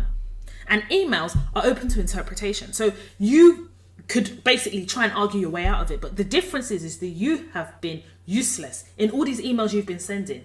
They've accumulated now that you can't even pretend like you weren't being a certain way towards me, because I now know that in behaving that way towards me, you felt it was because I didn't know my job. That's why you're now comparing me to my male colleagues. Can you see? Framing. Can you see? Being able to build your burn folder is a way that you're preparing yourself to advocate for yourself when you need to as well. There is a strength in understanding that even though you are often in organizations and there's a target on your back already, there's a strength in understanding that you still have to navigate with that target. Yeah, me, I'm a moving target then. Yes, I'm a moving target. You know, some people will sit here and say, oh, the world of work isn't like that. I don't have those experiences. You do. You're just being ignorant. You do. There's a reason why you're not getting a pay rise. There's a reason why you're not getting a promotion. There's a reason why at work no one takes you seriously. There is a reason. There is a reason. And in being ignorant to what those reasons are is the reason why you're never going to progress in an organization. You have to be willing to participate in the office politics enough to navigate it to get what you want. And I've always been very honest and very clear. For me, navigating the world of work has meant that I've worked in different organizations, gotten certain things, and have been able to climb the career ladder. I recognize that in as much as it would be amazing and would have been amazing for me to climb the career ladder in one or two organizations, it's taken quite a few organizations, or at least when I honed in on what I wanted to do with my career, it's taken me, I would say, probably 3 or 4 organizations to be able to navigate to a point where I'm now a consultant. I'm a lead consultant. I'm a lead consultant. My boss today was talking about getting me an assistant.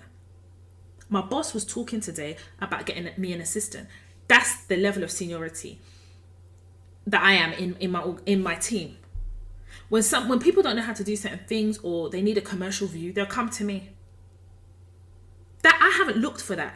I've just been best in class at what I do. I've delivered, but more importantly, everybody knows I'm very firm what I do. I'm very respectful. Very, very, very. No, and I even said it to Fred. I'm very polite and very respectful. There's no one who has ever worked with me or interacted with me that would say otherwise. I pride myself on it. So the fact that Fred keeps antagonizing me is almost like he's trying to goad me into his stereotype. It's never going to happen. If you don't like women, that's your business. If he doesn't like women, he needs to unpack that with his mum and his therapist, not with me. I refuse to allow myself to be a punching bag for white men who are not happy in their marriages. You're not happy at home.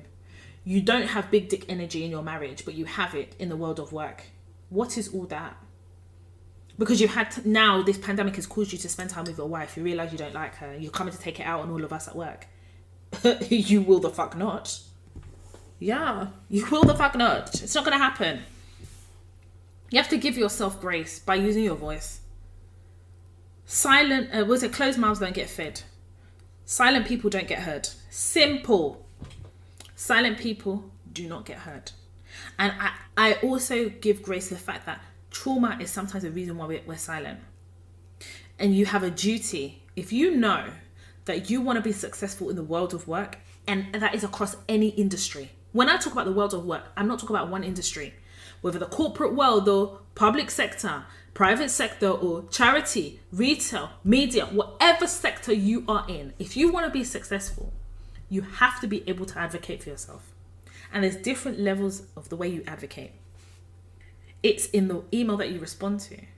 It's in that meeting, how you led that meeting. It's in how you answer the question in the meeting. It's the question you ask in the meeting. Do you understand what I'm trying to say? If you allow yourself to be stagnant on a bicycle, people will ride past you. If you allow yourself to be stagnant on a bicycle, people will ride past you. It's high time that you get comfortable with doing office shakedown. Sometimes you got to do shakedown. Some people are crazy. Sometimes they need shakedown so that they can wisen up. Some people are sleeping. They need to be awake. They need to understand that you could be their nightmare if they're not careful. That's it. That's it. This is what I tell you guys.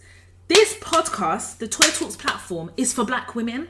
It's for us. We know how we are talking to each other. It's for us. And anybody else who seeks to listen here, just come here to learn how to work with us as black women and understand what we have to go through in the world of work just to earn a wage, just to be successful, just to navigate in a healthy space. This is what we have to go through. These are the tools I have to teach, because I know that this is the story for every single one of us. There is no black woman that I know that has ever in the world of work had a smooth sailing. It doesn't work. It's not that. It's not that. But the truth, the same is not true for our white counterparts. Listen, my comparator will be a white woman at the end of the day. At the end of the day. Listen, in my organisation, they don't understand. They don't understand how this black woman called Toya is telling us how to do so-and-so. These people haven't even sat. I'm not even going to GCSE. Maybe they haven't even sat a spelling test before.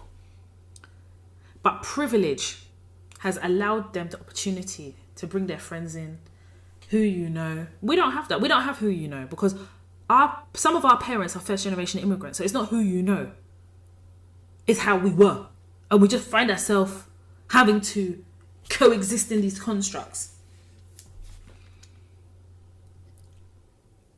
Racism, discrimination, gaslighting, humiliation, disrespect, imposter syndrome. Need I go on? They all play a role in how we are in the workplace. They at one stage or another, we are on several occasions going to have those feelings. We're going to feel those. We're going to experience those things. So in all of that, if you don't advocate for yourself, does that mean that you're accepting to be where you are? You have to be able to find your voice to address these things. You have to. Listen, I'd go into organisations, I'd say, right, this organisation's different. I'm not going to say a word. And yet I'm still in that situation because I'm a black woman. I told you, when you walk into these organisations, you're a target and then you're a moving target. Especially if you know how to do your job. You're a moving target. There's always going to be people who are going to challenge you. They don't know how to do your job. They don't know what your job entails, but they know it. They want to tell you that they know it better than you. This 4-day man that's been here for 4 days is coming to tell me I should give him this. Why should I give it to you? What are you going to do with it? Just to come back to me and ask me questions. It is not yours. I'm not giving it to you. Why? I even said to him, what is it that you need to know? Till this day I'm talking to you, this man still hasn't told me what he needs to know. I'm not giving you the contract. You ain't doing. What are you going to do with it? How are you going to make sense of it? He even spelt his name wrong in an email to me. Kind regards. His name was even spelt wrong. And then when he sent me another email, he corrected it. Stupid. Spell check. Hello? I thought I was a dyslexic one. Office shakedown. Every so often in organisations, there's always a few or maybe one that really polarizes white privilege in a way that only white people can. Let's be honest. So if you follow me on social media, you would have seen that something I uploaded about a guy in my workplace, an older guy. I say older, but I think he's like in his mid-40s. His name is Kevin. Kevin. He left in a blaze of glory. Hadn't even been in the organisation a month. Hadn't even been out. I don't even think, maybe a month and a half max. When he first joined, my boss told him, and this is what she does, especially because she don't really have time. She'll give the names of the key people he needs to go and introduce himself to find out what we do, you know, that type of thing. So this guy, Kevin, he sent me an email. He put some time in my diary to meet me, find out what I do, and, you know, introduce myself, I guess. So I accepted his meeting invite. And when I logged into the meeting in Teams, I was there for about maybe, 4 or 5 minutes. And I'm thinking, does this man not think I've got a job to do? I was really quite irritated. It was rude, especially because it wasn't like he sent me a message to say, oh, Toy, I'm going to be late. I can accept that. But he said nothing. Okay, cool. Anyway, in that meeting, he told me that he's been working for a particular sector for a long time and comes with a wealth of experience. Now, the sector that I'm in, I've never done this type of sector before. So everything I know is what I've learned on the job. So if you compound that with my 8 and a bit years experience of commercial contracts, it works quite well. But I have to assimilate information very, very, very quickly. I'm learning a lot on the job. Especially with this sector and the intricacies of this sector. But because he's done it before, I was like, wow, okay, I can definitely see why my boss hired him. So I said to him, do you know what? Let me run something by you. So I ran something by him. It was something that was kind of happening on my contract, but I wasn't really too sure how to deal with it. So I ran it by him, and he told me industry wise how the reasoning behind it, how it's done, etc. And I found it really helpful because, again, I'm shameless. If I don't know something, I don't know it. I don't pretend. I'm not one of these people that acts like I know it when I don't.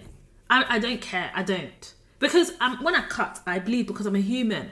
And I wasn't born into this career. I was just born a child. That was my job for a long time, to be a child. Not to be a commercial contracts consultant or owner of the vineyard or a human encyclopedia. That's never been my job. Anyway. So when I finished my meeting, it was very pleasant, very nice. I had no issue with him. But something was niggling at me. But I was like, Toya. Maybe he's just nervous, whatever.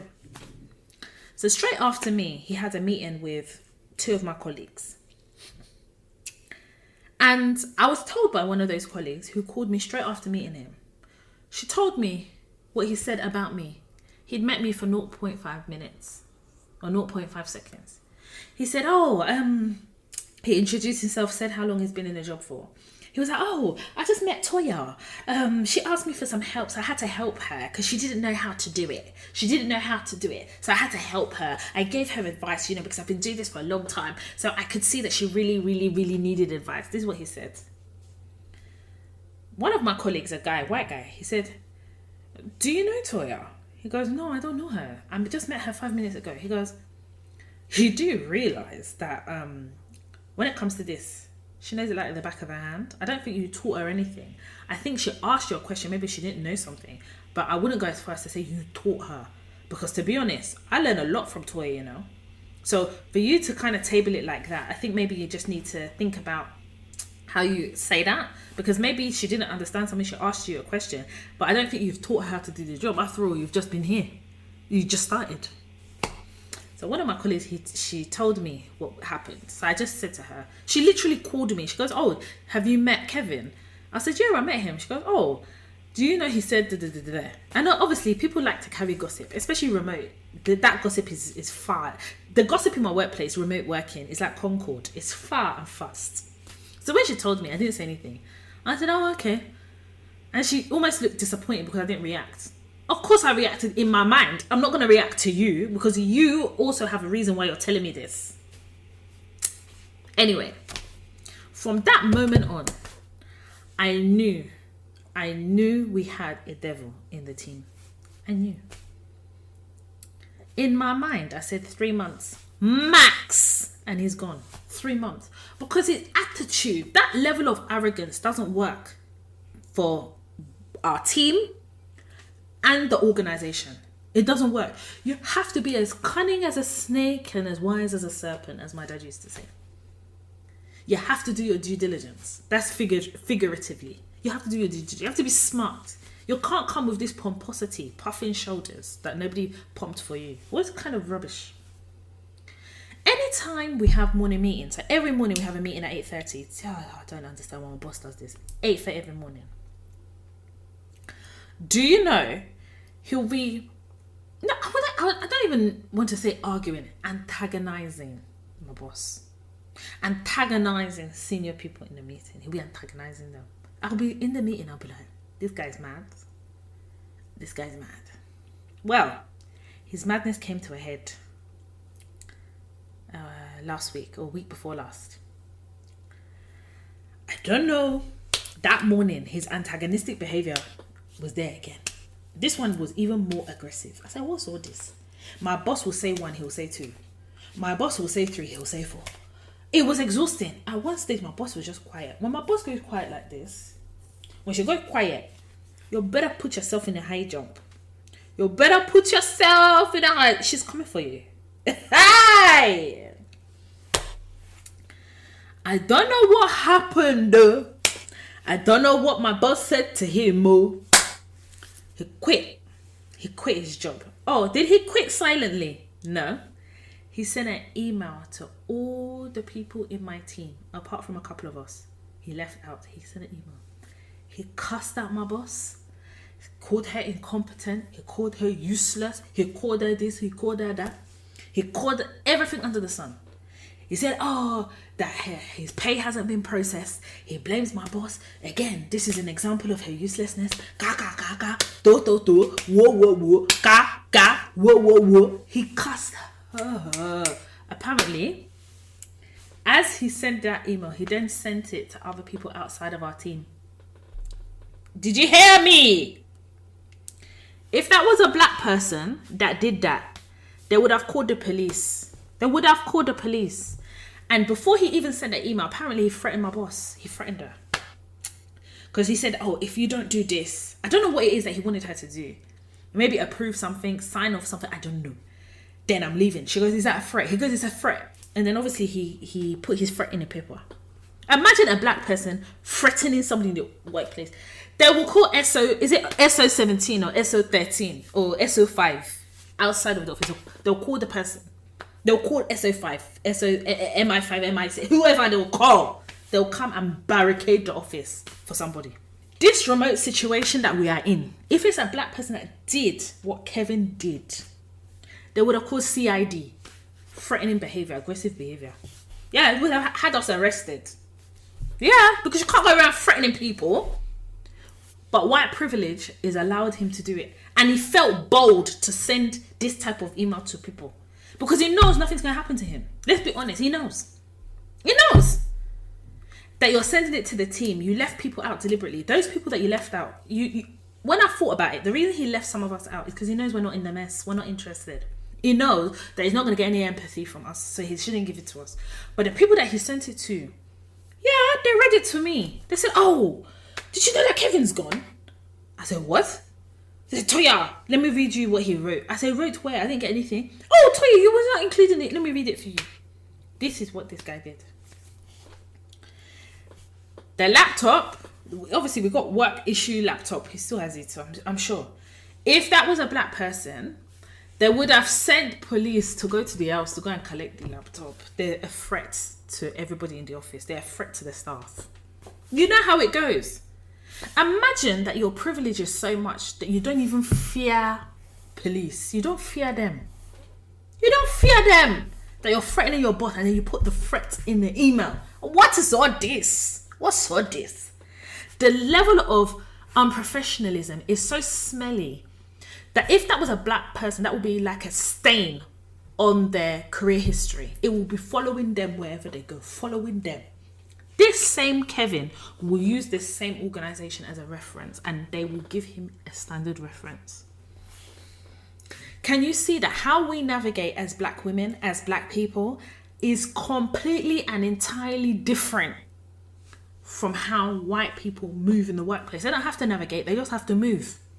There's no navigation. There's no strategy. It's just existing in privilege for benefits. That's it. I tell you this story to also tell you, even though Kevin's behavior was just as disgusting, he still advocated for himself. He advocated for himself. Clearly, he felt unhappy. Clearly, he felt mistreated. Clearly, he was angry and unhappy. My man still advocated for himself. Whilst us, we are considering advocating for ourselves. We are considering. That means we haven't made a decision yet. Kevin decided to. Kevin knows that at the end of the day, this job is not going to define him. He'll go and find another job. As black women, we should also know that there's opportunities out there for us too. This job that you are not wedded and tied to. You are not. But what I learned from what Kevin did is not only is it unprofessional, it's deplorable, it's disgusting. I would never, ever behave like that. In my professionalism, it can happen. But I learned from that no matter what, you have to advocate for yourself. But you do it in a better way, better professional way. But this man felt a type of way. And yes, the way he dealt with it was completely wrong. Completely. But let's take some lessons from it. White people don't know how to suffer. And if they do, they're not going to do it in silence. Are you listening? White people have never had to suffer in the way black people have had to suffer and continue to suffer. But if they did, they wouldn't do it silently. Kevin chose violence, yes. But if you want to unpack it properly, he was not about to accept what he believed is subpar treatment. He wasn't willing to. But as black people, we accept it. Because we believe that trauma is intrinsic to our existence. And until we understand that trauma does not have to be part and parcel of who we are, it is not integral to our blackness, it's not integral to our existence, it's not integral to our humanity. Until we understand that, we will continue to be living in the bondage of oppression. Start shining your eyes, open your eyes, start unwaxing your ears and understand that if you don't want to be part of the politics, you better work for yourself. But even in working for yourself, you still have to deal with people. Politics is involved. You need to start understanding the power of advocating for yourself, what that gives you, how that builds your self-esteem, how that allows you access to certain things, how that opens doors for you. Learning to advocate for yourself is believing that you are also able to attain and achieve certain things. You are also allowed to exist in workplaces without being fearful. That's what advocating for yourself does. Being strategic in the way you navigate the world of work gives you the platform and gives you the footing to advocate for yourself. There are so many examples throughout the different podcast episodes of where I've had to advocate for myself. And I've used very, very different strategies in doing that. But what is common in every decision I've made and how I advocate for myself is the due diligence that I go through, is the burn folder, is the feedback folder. It's the observing. It is the learnings from past situations. Even when I feel like I've dealt with a situation the best way, there's still a learning there. That is how you build the confidence to advocate for yourself. So if you know of somebody, maybe you work with somebody, maybe you have a friend or family member or whoever that you feel like needs to understand the importance of advocating for themselves, this is the episode for them. And then they should work backwards and listen to the previous episode. Because I'm not just creating these episodes just for creating's sake. I'm creating them to give you the confidence to be successful in the world of work by understanding how you need to navigate, by understanding the power that we as black women possess in our own decision to be successful. We have a power within us. Being underestimated is our greatest superpower. It is our greatest superpower. Fred underestimated me. If anybody told him I had a catalogue of all his bullshit, would he have believed it? No. He underestimated me. He still continued to do his madness. He never would have ever imagined I would confront him. Of course, I'm advocating for myself. Because if I don't do it, no one else is. My boss may really like me, but she's not going to advocate for me the way I can do it myself. And even if I need to tap her in, I still need to move forward with that advocating for myself. I still have to show up for myself. Why should I see it as somebody else's job to advocate for me? What's their vested interest in my success? None. Sometimes office shakedown. Kevin had his own office shakedown. Listen, when he did that his email for at least 2 days, it was like eerie. I wasn't getting any email again. Nobody was putting meeting in the diary. It's like everybody had to go cool off. Everybody had to cool off. Everybody had to cool off. I told you how I learned to navigate the world of work. Yes, through my experiences, through my trauma, through all of that. But it's also studying the people that have created these constructs that seek to oppress us. I've been observing them for years. For years. They taught me. They taught me how to deal with them. They taught me how to advocate for myself. Even Karen advocates for herself. Karen advocates for herself. Them weaponizing of white tears is still advocating for them. That white women realize, especially Karens, realize that tears are advocates for them. That's why they break into waterfall of tears any opportunity they know that they need to assert themselves. People are doing this advocacy in a different way. Your advocacy is silence. Good luck with that. Good luck with that. Anyway, I want to read an email. Because again, if we're going to talk about advocating for ourselves, I've developed masterclass tools for you to advocate for yourself. Some of you are still sleeping on your bicycle. I'm going to read the email to you. You know what I love? I love the fact that you guys always come with truth and honesty. And I like that. There is a strength in doing it. Let me read this. I got this from a beautiful black queen. Good afternoon, Toya. A few months ago, I purchased the CV Masterclass and I saw the improvement to my CV straight away. I was applying for jobs, getting interviews, but not being successful. It was very deflating and stressful. I listen to your podcasts every week and you're always encouraging us to purchase your CV and your interview masterclasses.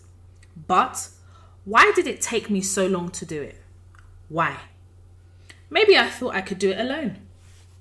I was fed up with wasting my time taking time off work for interviews to be unsuccessful. So, on the 22nd of July 2021, I purchased your interview masterclass. I watched it numerous times. I took notes and practiced. I had an interview for, let's say, was my almost dream job, and I smashed it, Toya. All thanks to you. I am so chuffed. If only you could see the smile on my face. I look like a Cheshire cat, literally. Honestly, Toya, you are a blessing to us all. If only you knew the number of interviews I have been to for this particular role, and after watching the interview masterclass, the job is mine. Like, as in, thank you so much, Toya. Big up yourself. Hashtag Black Queens Stay Winning. Come on! Confession. Come and do your confession, baby. Your confession, baby. Come and do your confession, baby. Baby. That's it. Listen, I'm not here developing these tools for no reason. Listen, the queen, our black queen, our fellow black queen, she said it. She was getting the interviews. Of course you're getting the interviews because you purchased the CV Masterclass. So you're going to get the interviews. Because I'm telling you, if you listen to the CV Masterclass and take everything I say, and even use the templates that I've given you, there is no way you will not get a job interview. Of course, you'll be shortlisted. But there's an extra step. You have to go for another step. You have to do the interview. And some of you are in denial. You think that your interview skills are fantastic. But sis, you are not getting the job. But sis, they're not calling you back after shortlisting. But sis, you're not getting a second stage interview. Because sometimes you have to admit where you fall short. Our sister here, she know. She said, Toya, I don't know why it took me so long. I thought I could do it alone. You were doing it alone and there was no result. Nobody told her to go and get the interview masterclass.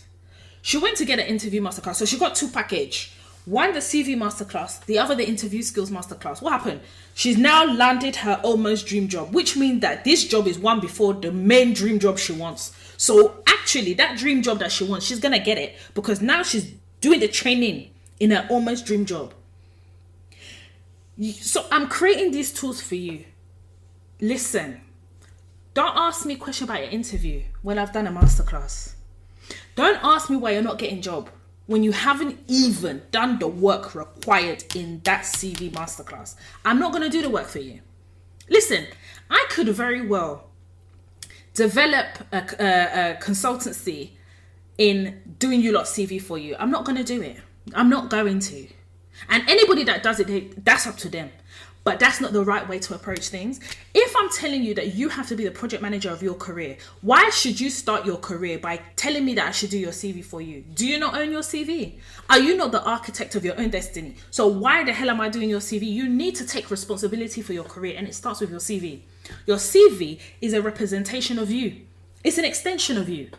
When you're in an interview, 9 times out of 10, 8 times out of 10, those interviewers are going to go through your CV with a fine-tooth comb. So if I do it, how are you able to really appreciate the contents of that CV? You should have that CV imprinted in your brain because you are the one that drafted it, redrafted it, developed it, used the templates that I've given the CV masterclass. So when they're now going through it, you know how to put the story together of your CV because you are the one that had a hand in it. And there's a pride. There's a pride that you should feel when you get a job offer, that you know that you are the person that put in the work to get that job offer. So when you're accepting that job, you're also accepting the hard work that you went through, i.e. through the CV masterclass, then the interview skills masterclass. Maybe you might even think, oh, you know what, I'm going to do hat trick and get the negotiation masterclass and go and negotiate yourself a very high salary, more than what was advertised, or a higher day rate, more than what was advertised. I will always be an advocate for independence, being independent and autonomous, in charge of that your career that you so love, or in charge of your own destiny. I'm not going to do the work for you. What I am going to do is develop resources for you to develop the tools to be able to go out there and advocate for yourself. So can you see the advocacy that you do for yourself also starts with your CV? You have to advocate and testify of the experience that you have that will be an asset to an organization. You are the asset. Your experience is the asset. And then you go in an interview. You're advocating for your experience. You're advocating for yourself. You're practicing how to be an advocate. At different periods of your career, you have to be able to show up for yourself. And if you're expecting me to show up for you, I can't show up for you in your organizations. You have to go there and show up for yourself. I show up for you through the tools I create on the masterclasses. I show up for you every Tuesday for a Toy Talks podcast episode. I show up for you with the consultations that I do, going into your organizations and teaching them about macroaggressions, teaching them about racial equality, teaching them about racial bias. I go in there and do that so that when you are in those workplaces, you are benefiting from Toya Talks from the inside out, from the outside in. So what are you going to do now as part of advocating for yourself now that I've given you all the tools? What are you going to do? Some of you, maybe you think, oh, you know what? I don't need to get this. I don't need to do this. You will have to come and collect the masterclass. You have to come and collect it. We all love good things. We all love success. We all love money, honey. So you have to come and get what is rightfully yours. www.toyatalks.com. And there's more masterclasses coming. How to pass your probation. How to navigate maternity. Who's really, really, really ready? Me, I'm ready, oh. I'm really, really, really, really ready. Listen. Before we draw this episode to a close, I need to share with you, if you follow me on social media, then you know that I've already said this already, but let me just say it on a podcast or let everybody hold me accountable. I used to have a YouTube channel. I used to be very, very active on YouTube. I was a content creator as well as doing my day job or whatever. And then I stopped because I really, really am pissed off with YouTube and the fact that YouTube doesn't allow the same success that afforded to non-black YouTubers. They don't give that opportunity to black YouTubers. I think black YouTubers are so, especially in the UK and America and all over the world actually, black YouTubers are absolutely amazing. The content they do, the creativity, the hard work that goes into it. And I just feel like we are not given the same opportunities, the same exposure. You know, you'll be on YouTube and it will suggest somebody that you should go and watch. And I literally count on my hand how many black YouTubers come up as part of that algorithm. And I decided that I'm not going to do YouTube anymore. So this was like years ago. I was like, I'm not doing it anymore. I'm not interested. I just focused on what I felt that I needed to. However, I am conscious of the fact that I still need another creative outlet. Like, I definitely feel that way. I never would have considered myself a creator. I wouldn't have, but I am. So I've decided to start vlogging again. And I say again because I used to vlog. And I had my YouTube channel called Ms. Washington. That's MS Washington. And I decided that, okay, what I'm going to do is I'm going to vlog the summer, like everything I do. I think my life is boring, but clearly you guys don't. Because I put up a poll, do you want to vlog? It was 100% everyone wants to vlog. I said, okay, cool. So I'm going to vlog the summer, and then later on in the year, so like autumn, winter, I'm going to upload all those vlogs. And I'm going to do all the editing. I'm getting an iMac computer, everything. You know me, a job worth doing is worth doing well. The same way I taught myself how to podcast, I do all my editing and my mastering, I do everything. It's the same way that I know how to edit, but I'm going to master editing. So yeah, I'm vlogging, and I'm going to vlog some of my podcast episodes, but just like snippets of it, obviously hoping that people will then, who don't know about the podcast, will then go on to podcast platforms to listen to the podcast.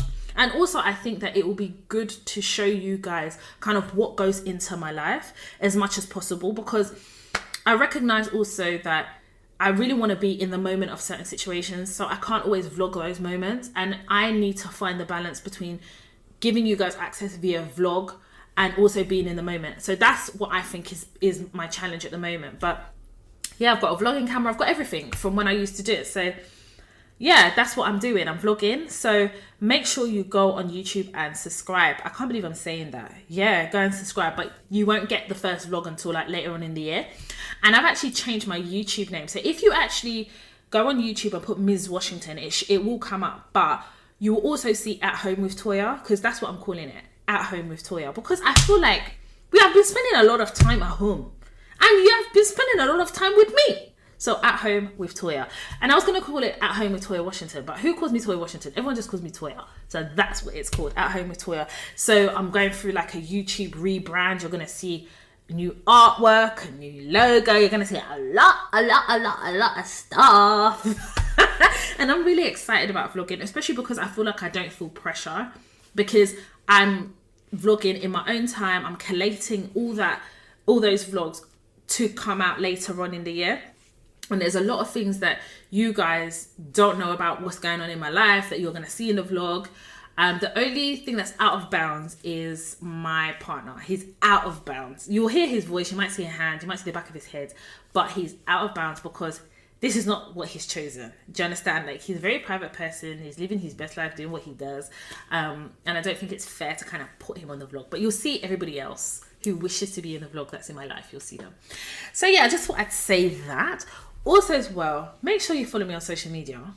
I mean, if you're just chilling on a bicycle, I'm going to drive past on a motorbike. So you need to go on my Instagram. So my personal Instagram page is Toya_Washington. Or the Toya Talks Instagram page is Toya_Talks. Of course, you know I'm on Clubhouse. My name is Toya Washington, all one word. And we have an actual club on Clubhouse called Toya Talks. And I keep saying this, but I am actually going to host a room. I just need to know when my friend is available, because those of you who have been in my Clubhouse rooms know I usually host a room with my friend Bimpe. And I love her. She's absolutely amazing. And she just has a way of assisting me in moderating the room that actually really works. So stay tuned and make sure you follow me on socials, because I will announce the next room that I am going to host. And the topic will obviously be an extension of maybe a podcast episode. And if you want to follow me on Twitter, my Twitter handle is Toya_W with the hashtag Toya Talks Podcast or Toya Talks. I'm also available on a Snappy Chatty. Yeah, Snapchat, where Toya Talks was birthed. My handle is Toya Washington, all one word. I'm going to leave it there. There was a few things I wanted to talk about. They can wait until next week, actually. I think we've wrapped it up. I want to thank each and every one of you, because you guys stay supporting. You guys stay on job with this podcast, and I'm seeing the numbers increasing. You guys stay honestly true to this podcast, and I love hearing your feedback. I love reading your comments. I love everything, and I love the fact that this platform and this podcast continues to support you as you navigate the world of work successfully, because we are successful Black women. We have to call it what it is. We are. And as we are figuring out the world of work and life, Toya Talks is here to support you with both. How about that? You're in for a treat every Tuesday. If you're a new listener, Thank you so much for listening. Thank you so much for your support. I will encourage you to listen to the previous podcast episodes.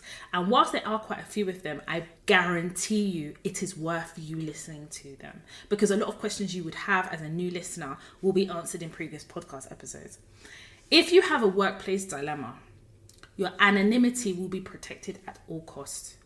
Your name will not be revealed or anything that could identify you or where you work.